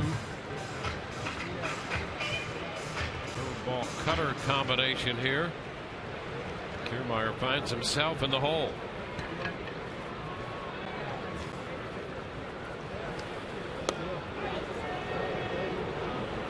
A ball, 2 strikes. Rays seeing McCarthy in a Yankee uniform for the first time. The Yankees have utilized 52 different players this year, including 30 pitchers. Yeah, how about that? Amazing that this team is still relevant with the bodies that they have gone through in this season. Very, very trying, testing Joe Girardi's skills across the board, trying to put together a lineup that works, a pitching staff that works. For the last couple of years, he's had to perform a juggling act with the roster. Kiermaier is the second out in the 5th inning. 52 players this year. And last year, they had an all-time club high 56 players. So you think about that over a 2-year period. So far, 108 players over less, actually, right now, less than 2 full seasons. How many players go to spring training? 40-man roster plus another 15 to 20, maybe. Yeah, I mean, if you get much more than that, it becomes just an organizational issue. Right. Yep. Yeah, and so okay, so figure you open training camp, spring training with 55 players. They played them all last year, plus 1. I mean, that really is incredible. Injuries take their toll. Trying to find a winning combination. I mean, you look at the guys that are on the disabled list right now for the Yankees, especially the pitchers. And still with all of that, their starters have done a nice job. Jennings is out on strikes, missing the fastball. 1, 2, 3, go the Rays. 2-0 Tampa Bay.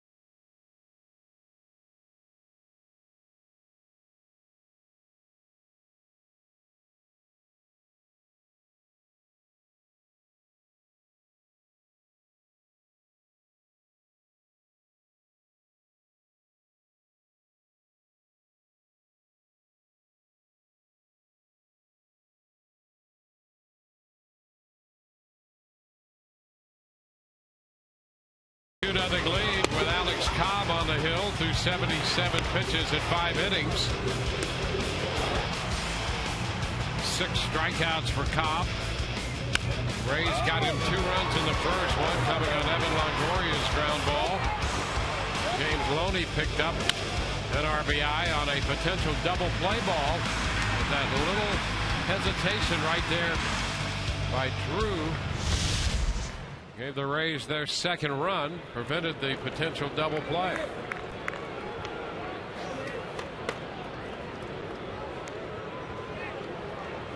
And the top of the order in the 6th. Brett Gardner leads off. Gardner, Jeter, and Ellsbury. First pitch is a strike. Gardner called out on strikes in the first. He grounded out to Forsythe in the third.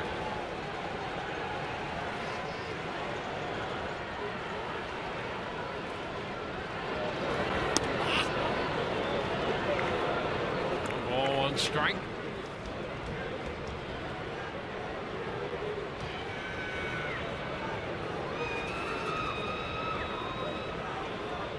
Yankees put Teixeira on to lead off the second. Drew on to lead off the third. Jeter reached to open the 4th inning. Headley reached to open the 5th. It's now 1 and 2 to Gardner here, beginning the 6th inning.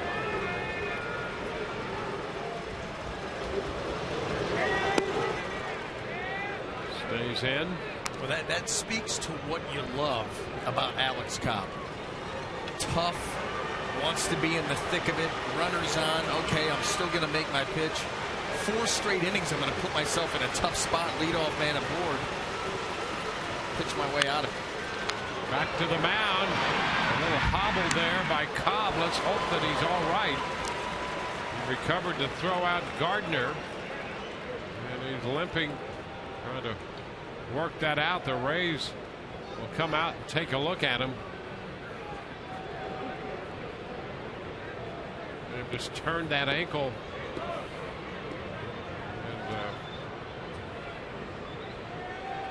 and just treat it as a passing thing. Yeah, no, you can tell by the reaction and everybody out there. Alex seems to be. Oh, that's a good sign right there. Yeah, I've said.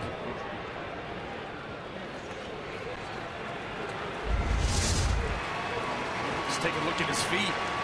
Oh, that foot kind of banged. That's exactly when he pushed off. You see that slight little roll of that left foot as he delivers. Watch the left, right there. Just a quick little pop. Didn't completely roll over on it, but watch him here the next few pitches. Well, he faces Jeter. Jeter rolls it to first. Cobb was headed to first to cover, and Loney saved him a few steps anyway. Well, that'll keep that foot loose, at least for the time being. I mean, Alex had to get off that mound. And it's exactly what he's saying, too. Of course I'm going to have to cover first on the first pitch. And what a good pitch to Jeter, too. Well, again, he wants to stay inside the baseball and hit it the other way. It's tough to stay inside the ball when it's right on your hands. So 2 outs in the 6th. Jacoby Ellsbury.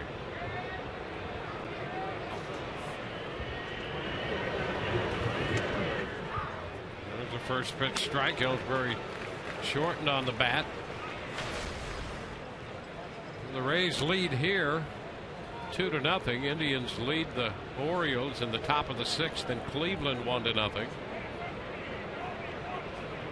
Mariners have a 6-1 lead on the Tigers in Detroit in the top of the 6th. 0-2 to Ellsbury.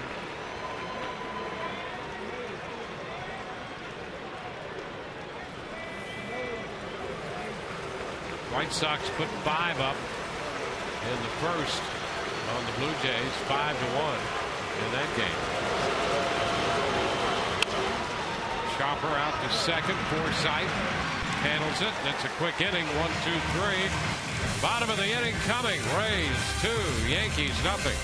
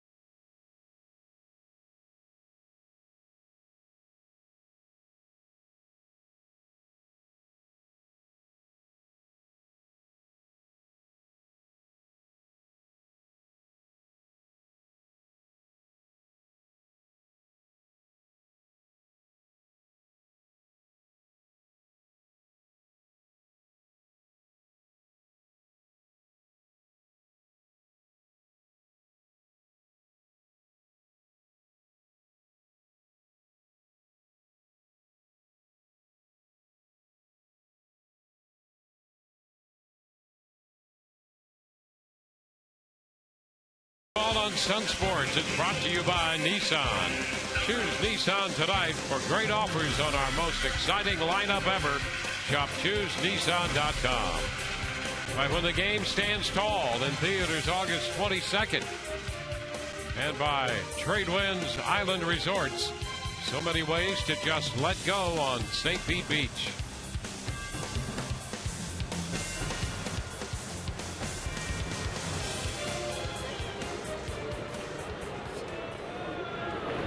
Zobrist takes the first pitch, and that's a strike.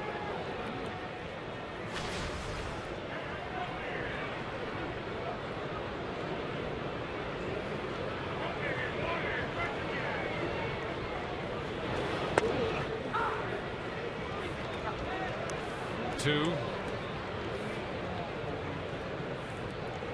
Been singled and scored a run in the first. A fly ball to center in the third.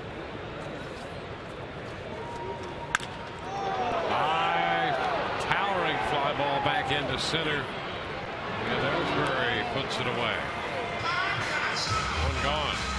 Number 20, Matt Joyce. Brendan McCarthy has really settled down, trying his best to keep his team in the game. They've not been able to muster much offensively outside of some leadoff runners aboard. Alex Cobb has shut them down, and really with some better defense, he could have held the Rays to just one run in that first inning as opposed to the two.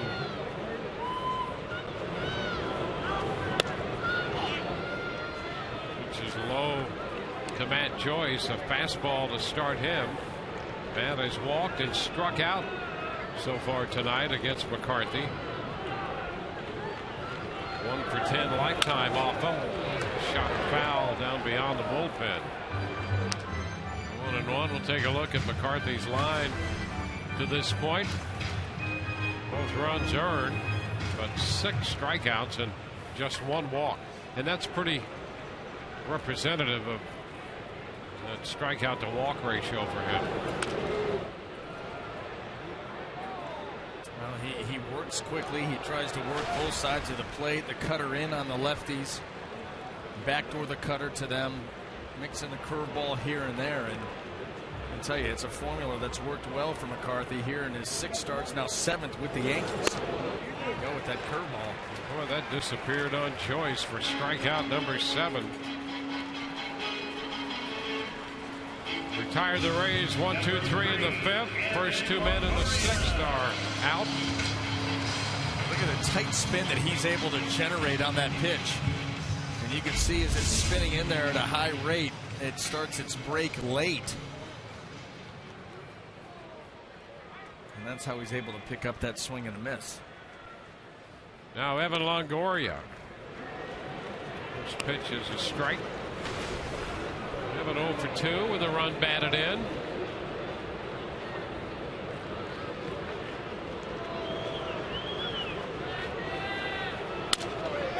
Tap by the mound, and that's going to get through into center. Right place. Yeah, right place. I mean, it's off the end of the bat. It gets by McCarthy. I don't know if Derek Jeter didn't see that, but I don't know if he could have made a play anyway. But watch, he doesn't move.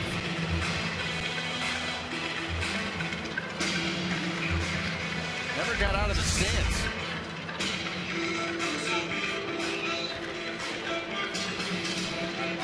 So Longoria gets a base hit as a result of that. Take him any way you can get him. James Loney.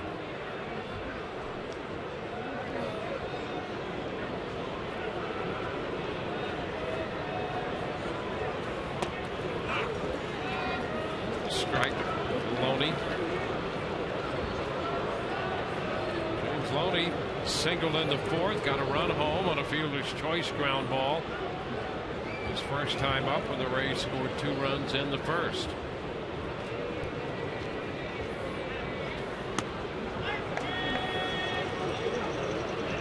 1-1 count.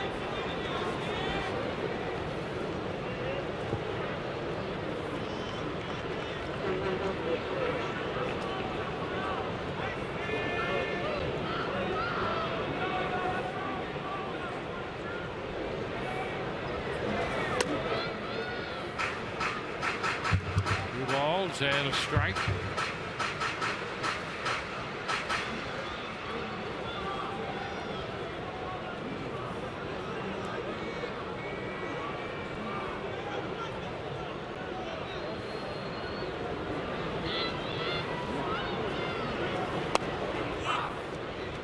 It evens the count to Loney.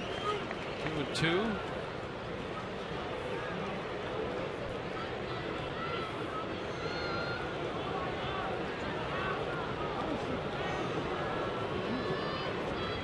Forsythe on deck.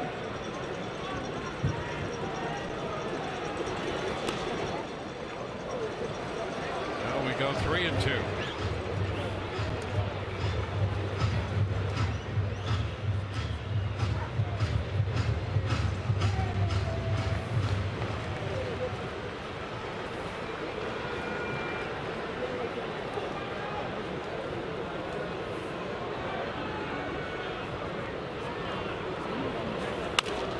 Ball headed toward the left side, and Headley to his left makes the play.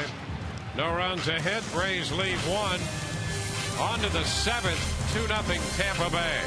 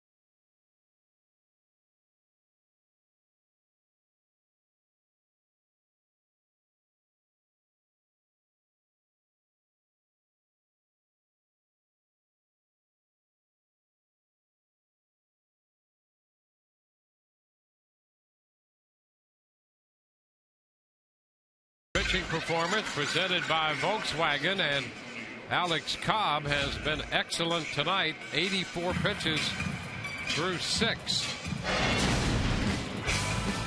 Well, Alex started the game off with a bang, a 3-pitch strikeout at Brett Gardner, followed that up with a 3-pitch strikeout at Derek Jeter, and he would move on from there. Now, from the 2nd through the 5th innings, he did allow the leadoff man to reach base. However, he was able to really start to make quality pitches from that point on, and has given up nothing thus far. Teixeira takes a big cut, missing the fastball for a strike.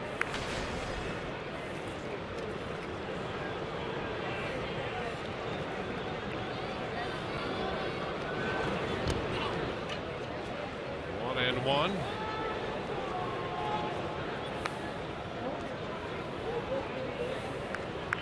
Each team has put a runner in scoring position in just one inning. The Rays got 2 runs in the first when they did that. The Yankees had a man on second in the 4th. That was Jeter, and he was stranded out there. They've had runners in 4 of the 6 innings, but in just one have they advanced a man as far as second. 1-2 the count.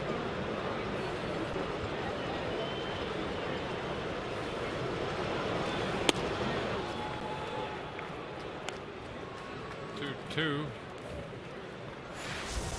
about this? The Rays starters after the trade deadline. 2.68 third. starters' earned run average since August the 1st. And who would have thought that? You know, obviously David Price on August 1st was a member of the Detroit Tigers. And the Rays starting rotation has not missed a beat so far.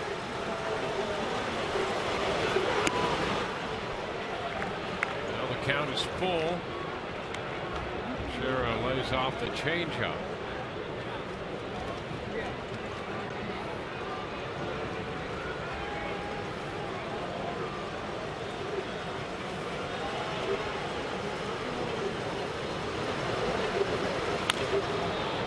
Tapper off his foot.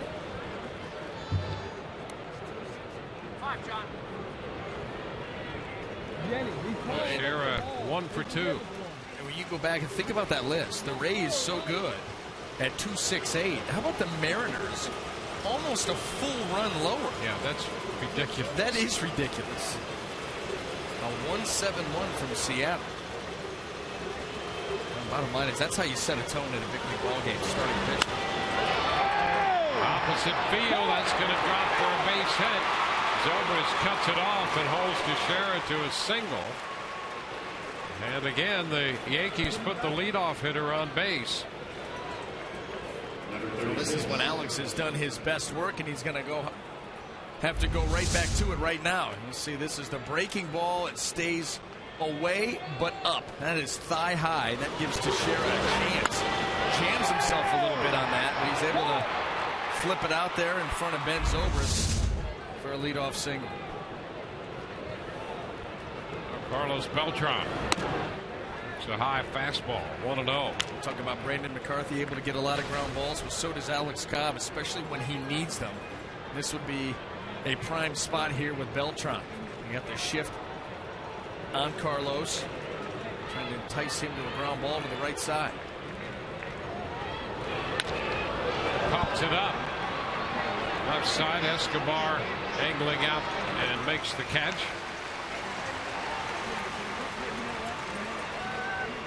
That's the first out. Fans, follow every Rays game with MLB.com at bat on your favorite mobile phone or tablet.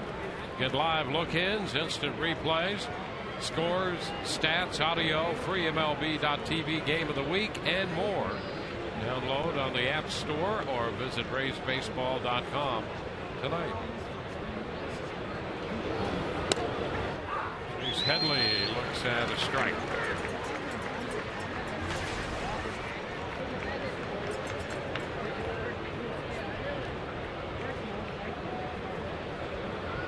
Headley grounded into the 4-5-3 double play in the second.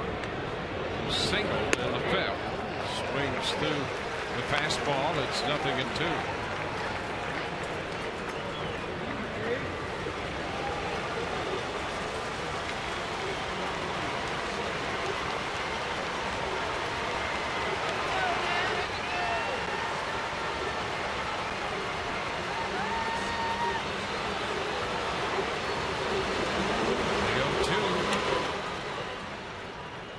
It's a ball. 1-2.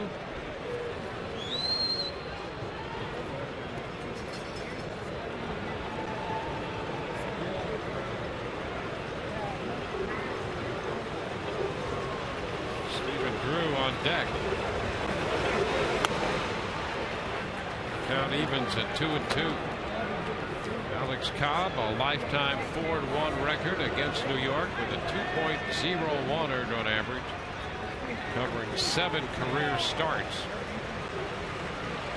3-0 here at the Trop with a 1.78 earned run average coming into this game. And he gets Headley. Got him with a changeup. Changeup has been 87, sometimes 88 tonight. Picks up a strikeout with it. Yeah, throwing it with good velocity, and that tells you that he's got great arm action with it. And then you combine that with that little bit of late action at the end, and you can see how Headley a little bit out in front and obviously above that pitch.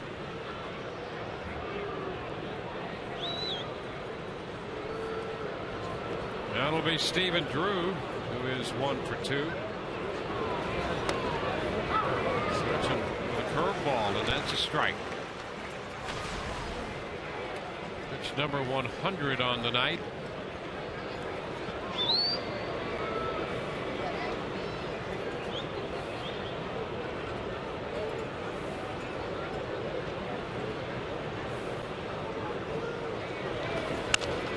Popped up left side. Coming in from left, Zobrist. Yankees out again with a leadoff man on base. Cobb retires the next 3. 2-0 Tampa Bay.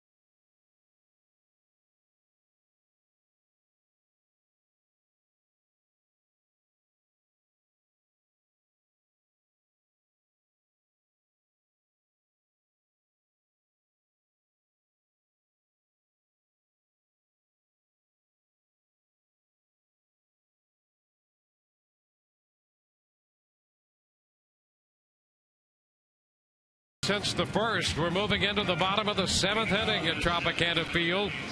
Opening game of the 6-game homestand. As promised earlier tonight, we have the AT&T fan photo of the game. Tweet your photo to hashtag SunSportsFanPhoto for a chance to be shown in an upcoming game broadcast brought to you by AT&T.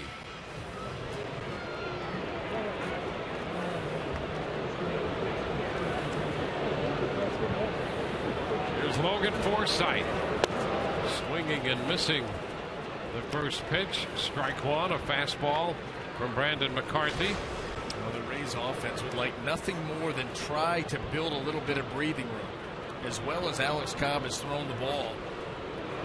2 runs, still like a little bit more than that. You see Forsythe trying to get any way he can. So I'll tell you, as good as Alex has been, Brandon McCarthy has not been that much worse. Only 1 walk. That came in the first. Just 4 hits. 2 of those came in the first. And he actually threw a couple of ground balls that could have been double play balls that weren't. You know, he gets that, the first ground ball. A run's going to score because the bases were loaded. And then you're out of that inning. And he's given up the 1 run. So either way, he was probably giving up a run. But I'll tell you, 1-run lead, it's 1 swing of the bat. 2 runs seems pretty big now for the Yankees. Hot shot down to third. Headley leaves it behind and now has no play. Sharply hit by Forsythe. Headley got the glove down to stop it. He continued, the ball didn't. Well, and it'll be interesting to see how this is scored. As you see, that's probably going to be an error on Headley. He's played 62 consecutive scoreless games, errorless games. And that right there, a ground ball that looked to be pretty routine. And that will go as an error. It's his first error since coming to the Yankees. 6 over in the National League, and that streak comes to an end. Escobar with Forsythe on the move. Escobar fouls it out of play. Well, that was the 2nd longest active streak in Major League Baseball behind Pablo Sandoval with the Giants. He's at 67 games. And I'll tell you what, it's been the Yankee infield that really has let down McCarthy in this ballgame. You go back to those double plays that we just referenced, the leadoff runner here on an error.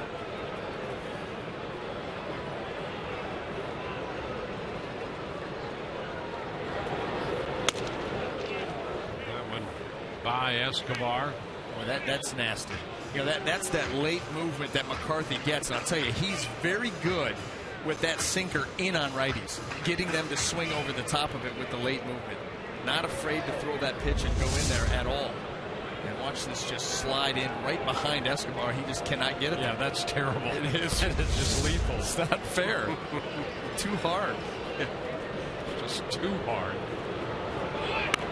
Now a bunt. Nicely done. And the throw to first. They still made the play with some hesitation in the middle of all that. Teixeira turned to look for Drew. Drew got there. That was a little shaky. Well, yeah, and this is the type of play here. This bunt as Teixeira comes in. Look how far Drew's got to go. And then you're going to toss it. Nope, overhand. And this is the kind of play that gets a second baseman killed. I mean, Escobar coming up the line. This could have ended poorly for both of those guys. Goes as a sacrifice. Escobar puts it down with a 2-strike bunt to move Forsythe up. There are no rules anymore with the Rays. There are none. It is complete, controlled chaos. Here's Curt Casale. And the pitch is a strike. And the control part is shaky at best. Did the right thing. Free for all Friday. Chance the runner. That's right. That's it. Isn't that the bottom line? I mean, those are that's the latitude that these players have to go out and do their job that Joe gets them, allows it. And, sometimes they'll drive you crazy with some of the stuff that they do. But, no qualms. Yeah. 2 strikes, it's not the time to bunt typically. With the Rays, you never know. Yeah. And Escobar, pop it down, gets the job done. Well, you got the lead. It's 2-0. You have a chance to be creative. 0-2 bunt. Celebrate the creativity. And then wait for the big, creativity. That's it. And execution. Got the job done. 1 ball, 2 strikes.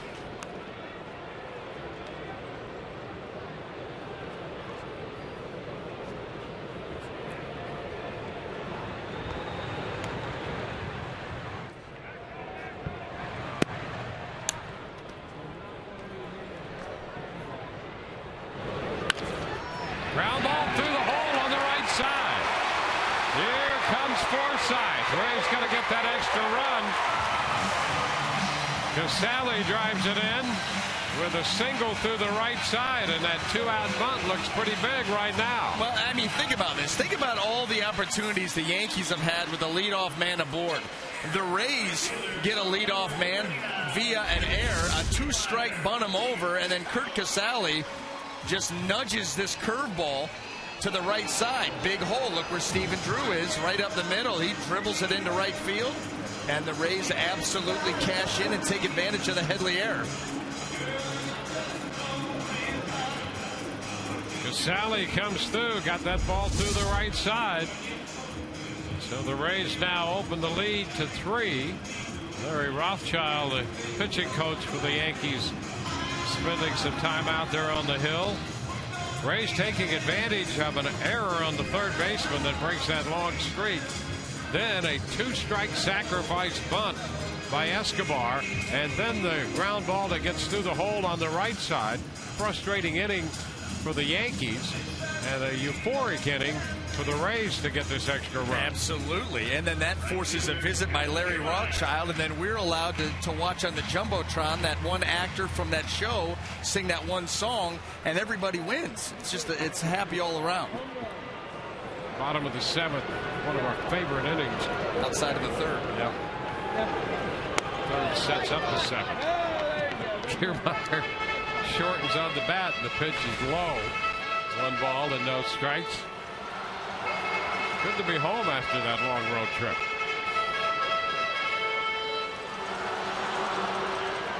I think most of the Rays saw a little bit of home. Most of them, they saw the inside of their eyelids coming home after that late night departure from Texas and the early morning arrival here to conclude that road trip. They actually got into town in time for an early breakfast, really. Well, yeah, you guys were rolling into town as I was rolling out of bed looking to catch a flight. That was early. Yeah, something symmetrical about all that. This one is fouled back and out of play. It's 1-2.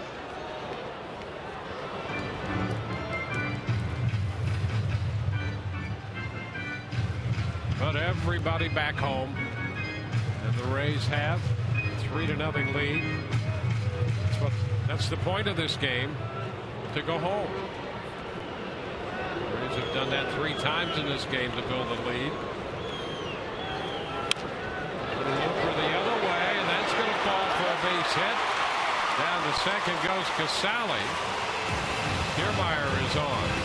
Goes back to what we were talking about earlier in the game. Put the ball in play. Try to at least force the defense to make a play. And that's all Kiermaier tries to do here. Kind of caught flat-footed on the swing, but in the box score, it looked like a screaming line drive as it drops into left field. And the Rays continue this inning. Another runner in scoring position now, just 1 out. Top of the order coming up in Desmond Jennings.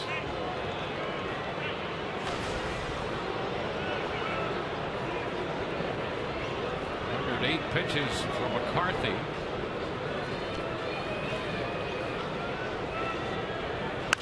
Hot shot foul down toward the bullpen. Strike 1. Esmil Rogers has been loosening in their left field bullpen.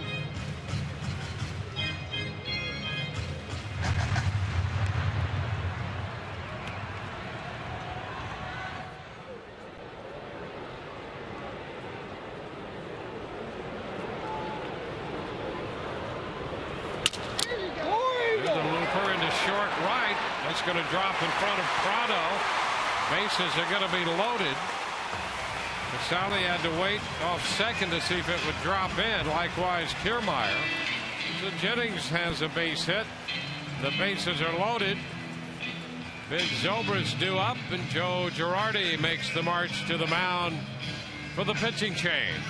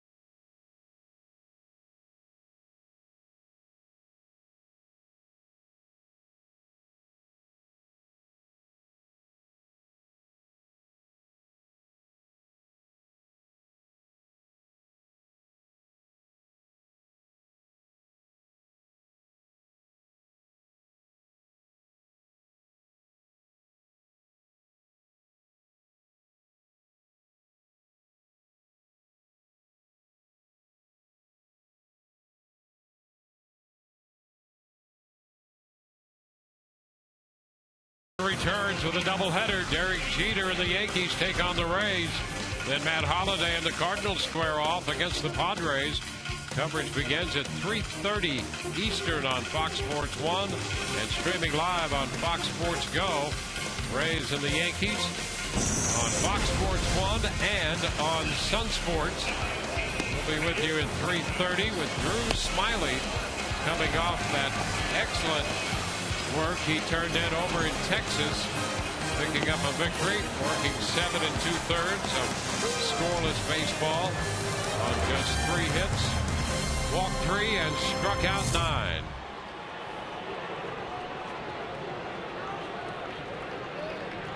Rogers, the new pitcher.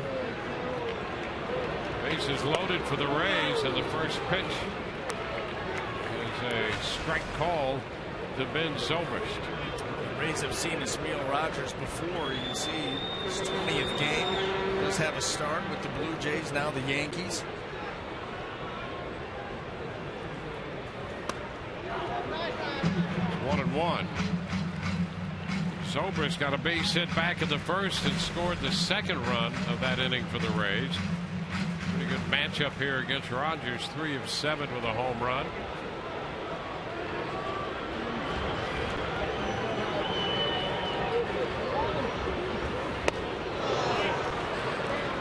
Two.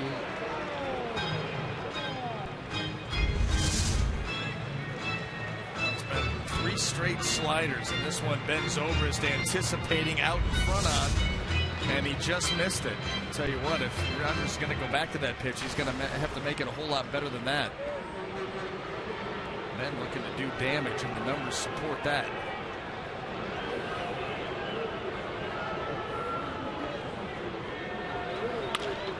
Ground ball to first. Away from Teixeira to Drew and back to Teixeira. Casali crosses the plate. That one off Teixeira's mitt. The Yankees fortunate to get an out. And the Yankee infield may have left their gloves. Boy, on the bus right here. I mean, just that had a chance right there. Another double play chance going awry. At least you're going to cut the lead runner off at the plate, and once again another Yankee infielder unable to get it done and field a ball clean, and the Rays capitalize.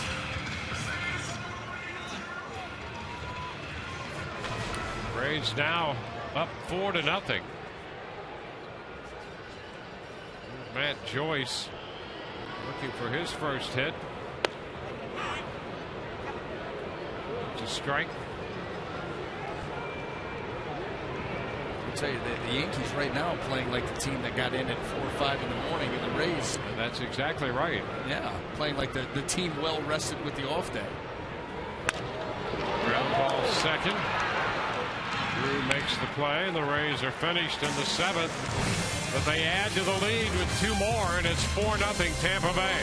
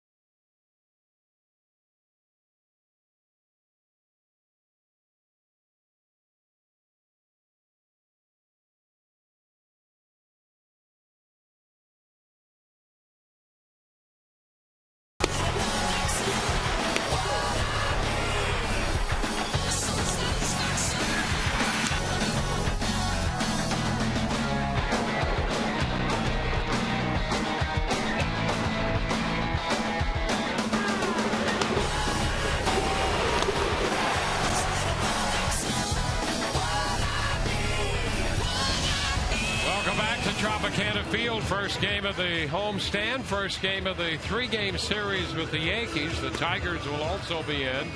And tonight, Alex Cobb, through 7 innings, has given up no runs, 5 hits, with 7 strikeouts. Brandon McCarthy, 6 1/3. The Rays scored 4 off him. Cobb will go back to work here in the 8th inning. And I'll tell you, the Rays offense, they didn't exactly sting the ball the last half inning, but played it 2 more runs. Now a 4-run lead to work with. But for Alex, it's just continue on. Same formula, same game plan, same execution. The first pitch strike, the 8th inning underway.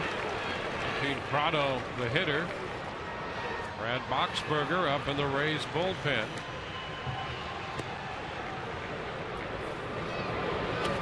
Well, and the only reason why, right here.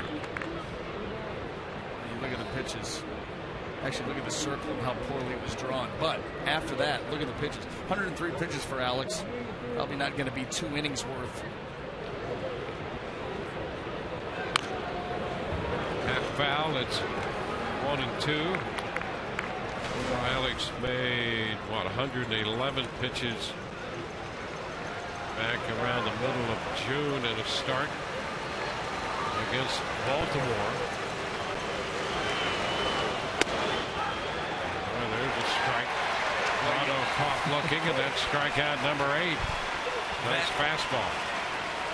That is such a great feeling for a pitcher. If you watch the reaction of Alex Cobb after this pitch is executed, he immediately knows it. Just a matter of just wait, go ahead, throw it around. I know that's a strike. You drive a pitch to its spot and you know it's strike 3. I mean, just that feeling is awesome. Job well done. Yes, and you're calling it before Cedarstrom calls it. Now the number 9 hitter, the catcher, Francisco Cervelli. Cobb at 105 right now. Which is low. So that 106, and that's the second highest pitch count he's had this year.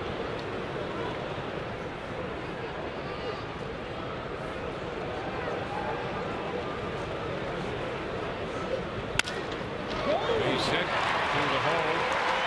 Cervelli, who twice had struck out, both times on a changeup. It's a fastball into left for a base hit. Trying to come in. You see this ball just stays out over the plate enough that Cervelli can get to it and hit that ball hard enough to find a hole. One of the few mistakes that Alex Cobb has made, and that really wasn't even that big of a mistake. Led to a ball in the hole between short and third. When you talk about scattering hits, and that's what he has done so far tonight. 6 hits, 7 1/3. Top of the order, Brett Gardner up here. He starts him with a strike curveball. He's been good at getting first pitch strikes when he's needed them, and a lot of times with off-speed stuff, like right there, backdoor breaking ball, catching that outer third. There's no question, if you love to watch pitching, he's a great guy to watch. Well, you can follow him. His sequencing makes sense. You know, when he crosses you up, guess what? He's crossing the hitter up too. You try to follow him around, and you know it's the ability to command all 3 pitches, and you know that's what this Rays pitching staff has. That's why it's so fun to watch. The numbers that they put up are not surprising.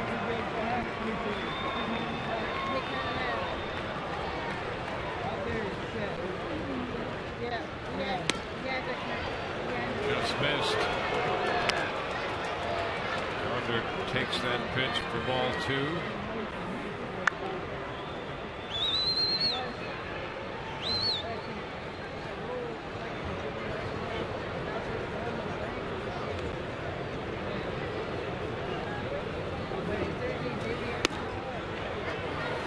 Tried it again. Same pitch, same spot. barely missed. 3-1. Another change up there. You see Casale trying to bring it back in. Had to bring it too far. Not going to get that call.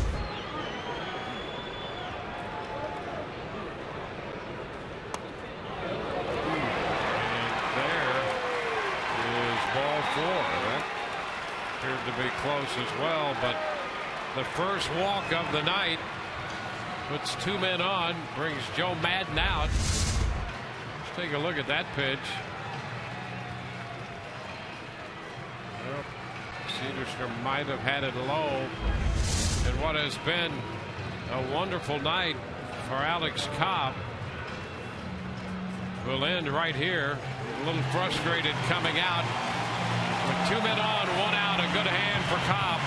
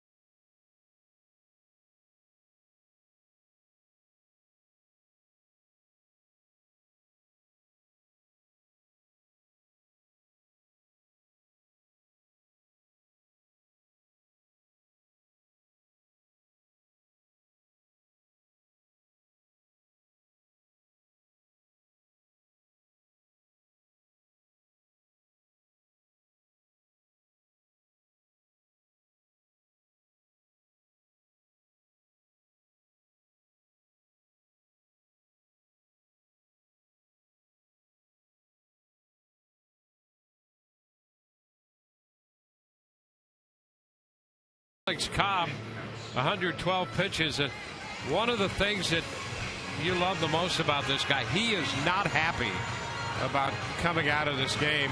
He's pitched so well. 7 1/3, 8 strikeouts, a walk, 112 pitches. Very good. Couple of men on. He's such a competitor. Yep. That goes back to that base hit by Cervelli. He was upset with himself on that pitch not getting to its spot, a base hit there, then a walk on a very close pitch. He was pitch counted out of the game, not because he wasn't effective. And Alex Cobb, in his mind, still needs to be out there and close this inning out. Instead, it's going to be Brad Boxberg. And he faces Jeter. This pitch is a strike. Fastball to start Jeter. Jeter had an infield hit in the 4th. 1 for 3 as Boxberger's on for the 48th time. Look at the strikeouts to innings pitched. 81 and 51 and a third. And 17 walks. 81 strikeouts. What a ratio. 0-2 the count on Jeter. He started him around 93, then hit 95.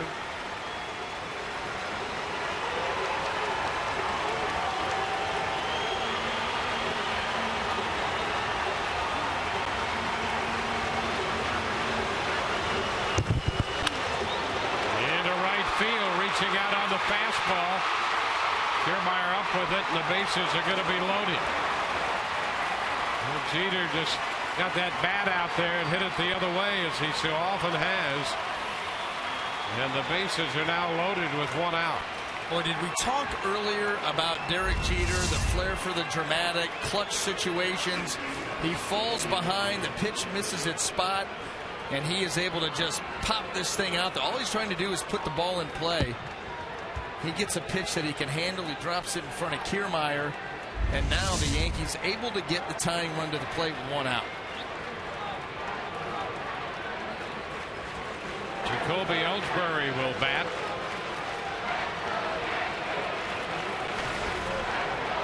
Ellsbury, nothing out of 3.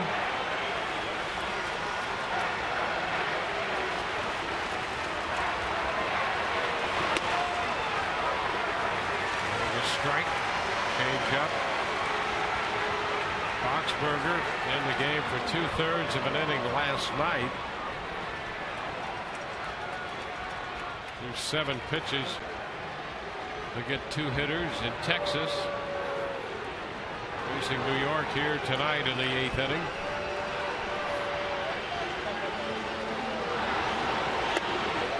Strike 2. Quickly ahead of Ellsbury.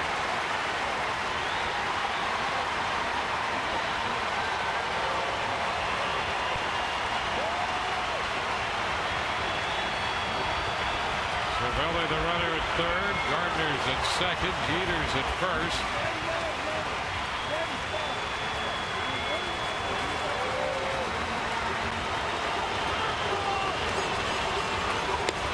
Strikes him out. 95 with the fastball.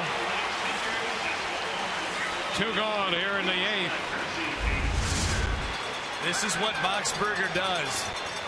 When you put him in a corner and he is able to miss bats. Jacoby Ellsbury, bases juiced, and he powers 95 right by him. 1 more out. Mark Teixeira in the box. He is 2 for 3 tonight. That's a strike. Strikes him with a changeup away.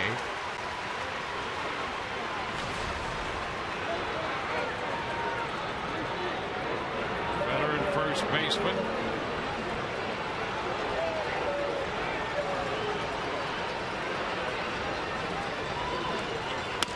Upstairs. 1-1. Well, there's always a moment in a game. You take the lead or fall behind, and somehow the other team invariably will get the potential tying run to the plate. 1-1. Just missed. That was a fastball in the mid-90s.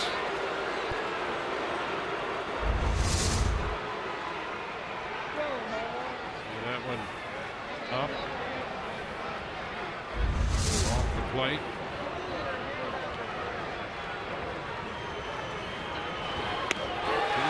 Change up, big cut, the miss. 2-2. He had Teixeira locked in, thinking hard stuff. That's what's so hard about facing Boxberger. You've got to be ready for mid-90s, but the changeup is going to be down in the low 80s, high 70s. 2-2. Strike 3 call. Throws him with a fastball. Yankees leave the bases loaded.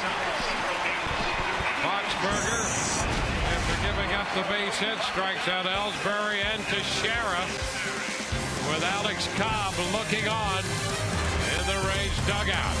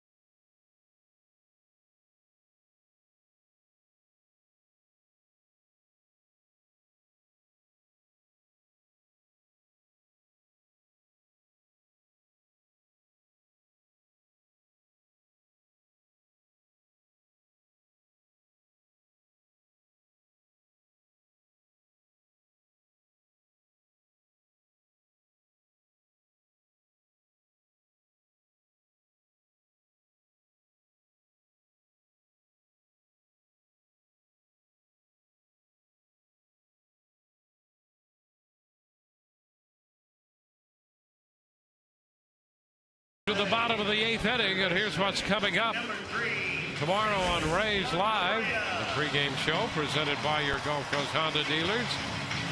Take a close look at Derek Jeter, and this is final season.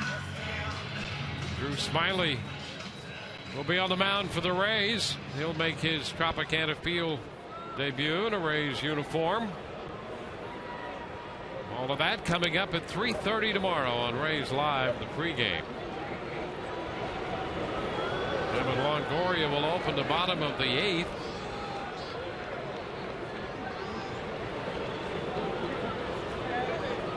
Rogers' first pitch. It's Drew at second handling it. 1 pitch and 1 out. Longoria out 4-3. Kansas City started the day up by a half game in the AL Central. The Tigers scored a run in the bottom of the 8th. They now trail the Mariners in Detroit 6-2. Kansas City on the road with Minnesota batting in the bottom of the 5th. Kansas City scored 5 in the 4th, and they now lead that game 5-3. Are up. The Tigers are down at the moment. Loney fouls this one out of play. Well, a lot of baseball to be played, but the Royals did announce today that playoff pricing plans for season ticket holders are available should the team advance to the postseason, which they have not done since 1985. You may want to keep that one in the bag for a while. You know, I mean, like you said, a lot of baseball to be played and plenty of time for that announcement. Trying to be prepared. I know what you're saying. Well, you know how it turns out. Yeah. If something goes south, Kansas City doesn't make it, and people go, well, that's why they're Kansas City. Yeah. You don't make the announcement too soon. You know, I mean, there's no upside. I learned that from you. If there's no upside, you just don't do it. There's a shot deep to right field. All the way back. Prado, it's gone. James Loney has hit one out.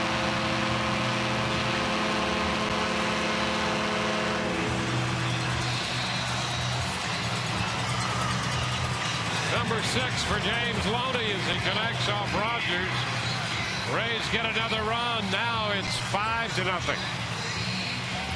Well, the sandbagger strikes again. Every once in a while you see a flash of that power.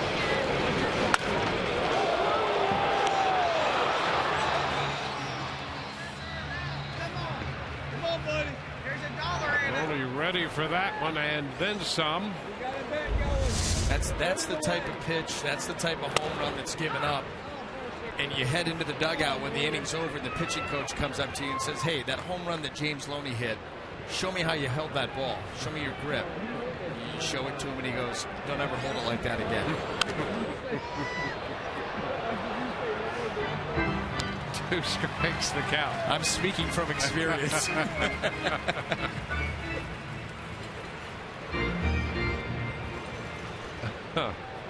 That was one of the funniest / hardest lessons to learn.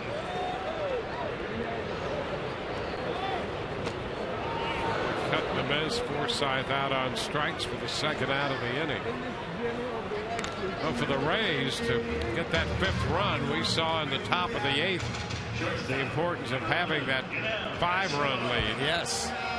Joe talks about that, you know, and wants to get out of, I'm not sure the phraseology he uses, and I would probably butcher it anyway, but in other words, grand slam range. You want to get beyond that if you can, for that simple reason. That inning got a little crazy, and a grand slam would have tied it. There's Escobar. The ground is short. Peters throws in time. The Rays get a run on the home run by James Loney. Well, the Rays got 2 in the first, 2 unearned in the 7th, and a long home run off the bat of James Loney in the 8th inning. gives him that 5-run lead. They covet. They'll go to the ninth, up 5-0.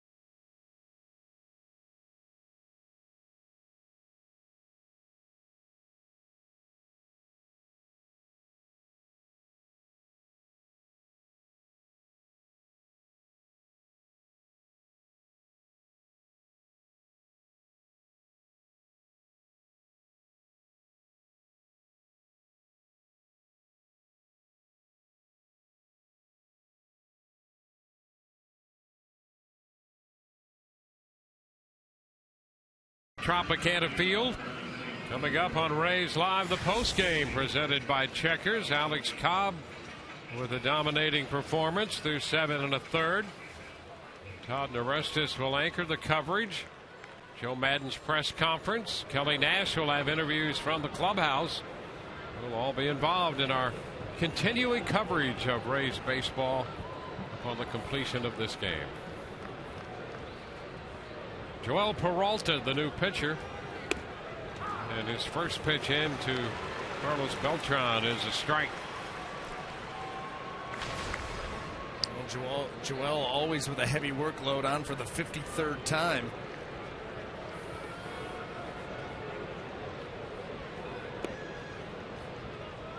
One ball, one strike.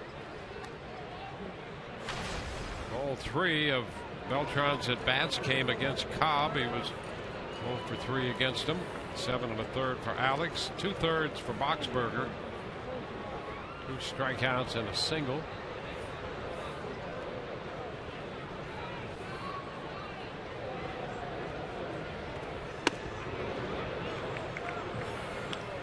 Two and one.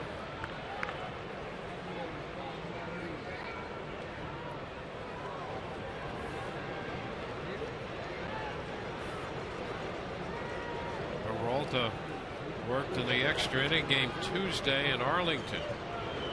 Gave up 2 runs, 4 hits in 2/3 of an inning. Anxious to get back out there. 2 and 2.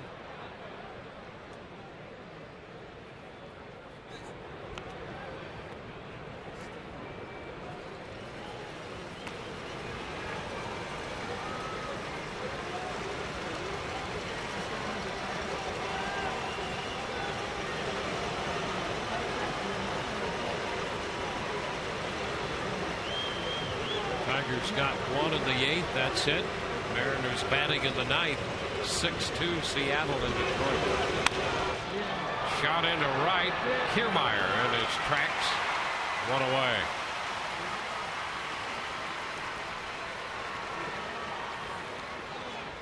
Rays trying to win their 8th game at 11 from the Yankees, coming in 7-3 in the season series.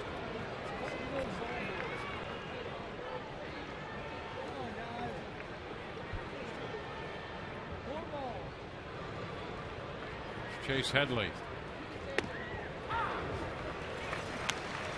Strike.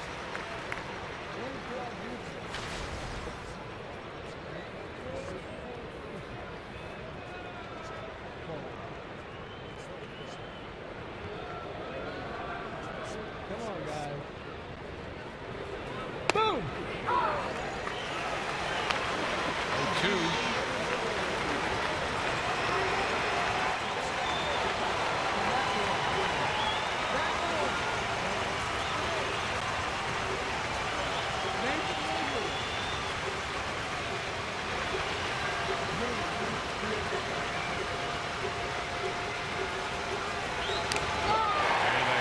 A foul tip strikeout. Headley out of there. 11th strikeout for Rays pitching. Cobb had 8, Boxberger 2, now Peralta. Well, there's the split. Just enough movement. Foul tip. Casale hangs on. 1 out away. Stephen Drew.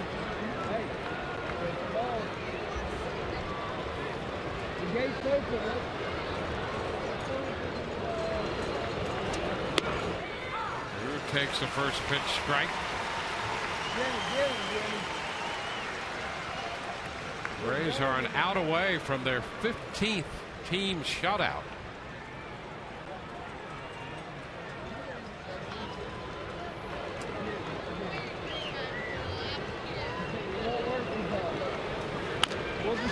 A tap to first, foul, advances the count to 0-2.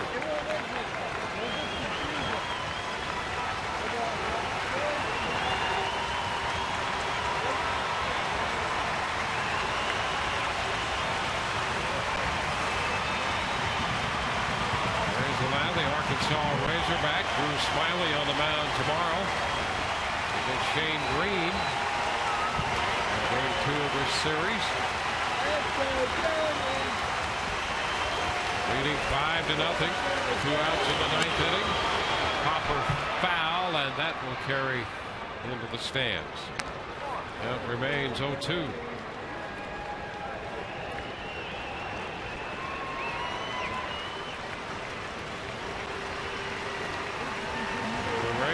Trying to get back to 500. Be only the 4th team to do that after being 18 under. And that's going to do it. Strike 3. Drew looked at a fastball. The Rays take the Yankees in game 1 of this 3-game series. 5-0 the final. And the Rays are indeed back to 500. They are 61-61. After a season's low, 18 games under 500. On June the 10th, the Rays have gone 37-19 to get to the 500 mark. Only the 4th team to do that after being 18 games under. So the Rays take the opening game of the homestand in the series. Alex Cobb will get the win. He is 8-6. McCarthy, the losing pitcher, 4-2 in a New York Yankee uniform, 7-12 overall. 2 hours and 42 minutes to play this game before 26,535. For the Rays, 5 runs, 8 hits, no errors, 5 left. For New York, no runs, 7 hits, 2 errors, and 7 men left. There's the final pitch of the night. Strike 3 call, and the Rays are winners 5-0. Let's go to the field and Todd Callis right now. Todd? Dwayne, thanks. James, you guys had a long road trip and a successful one, winning 6 out of those 10. But after that long night back and to come out here, how'd you guys feel playing pretty well tonight against the Yankees? Was that a big one to get out of the way for the first one of the homestand? Yeah, no, I felt fine. I think the guys felt good. You don't really think about anything like the night before or how many hours of sleep you got. You just get ready to play. 2 hits tonight, home run. Had a 5 hits the last couple nights in Texas. Are things starting to roll for you a little bit at the plate? Been feeling pretty good. My thing is being ready to hit every time, and you're not gonna hit your pitch every time, but my thing is try to be consistent with that. When you guys sit here, 40 games to go, it seems like you're right on the edge. You guys just feel like you're playing every day, not really worried about what other teams are doing? Well, yeah, you're always just going out there getting ready, for your game. You're not worrying about the standings. You're not worrying about if you lost or won the night before. It's just being ready for that day. How about the pitching? Not just in this game, but the whole road trip, giving you a chance to win the whole time. And the pitching's been... I was booing the Yankee fan. I got you. But the pitching. Tonight it was Cobb and a couple of relievers, but the whole road trip, 3 runs or less. It seems like every night they're giving you a shot to win. Yeah, those guys are competitive every, day in, day out. I think they always want to outdo the other guy before them, and, they would want to pitch all 9 every time if they could. So you want that. You want that in your team. You can boo a Yankee fan anytime during our interview. James, thanks a lot. Gotcha. Appreciate it. All right, guys, back to you. All right, Todd, thank you. Victory for the Rays. They're 8-3 against New York. get back to the 500 mark with a win tonight, 5-0.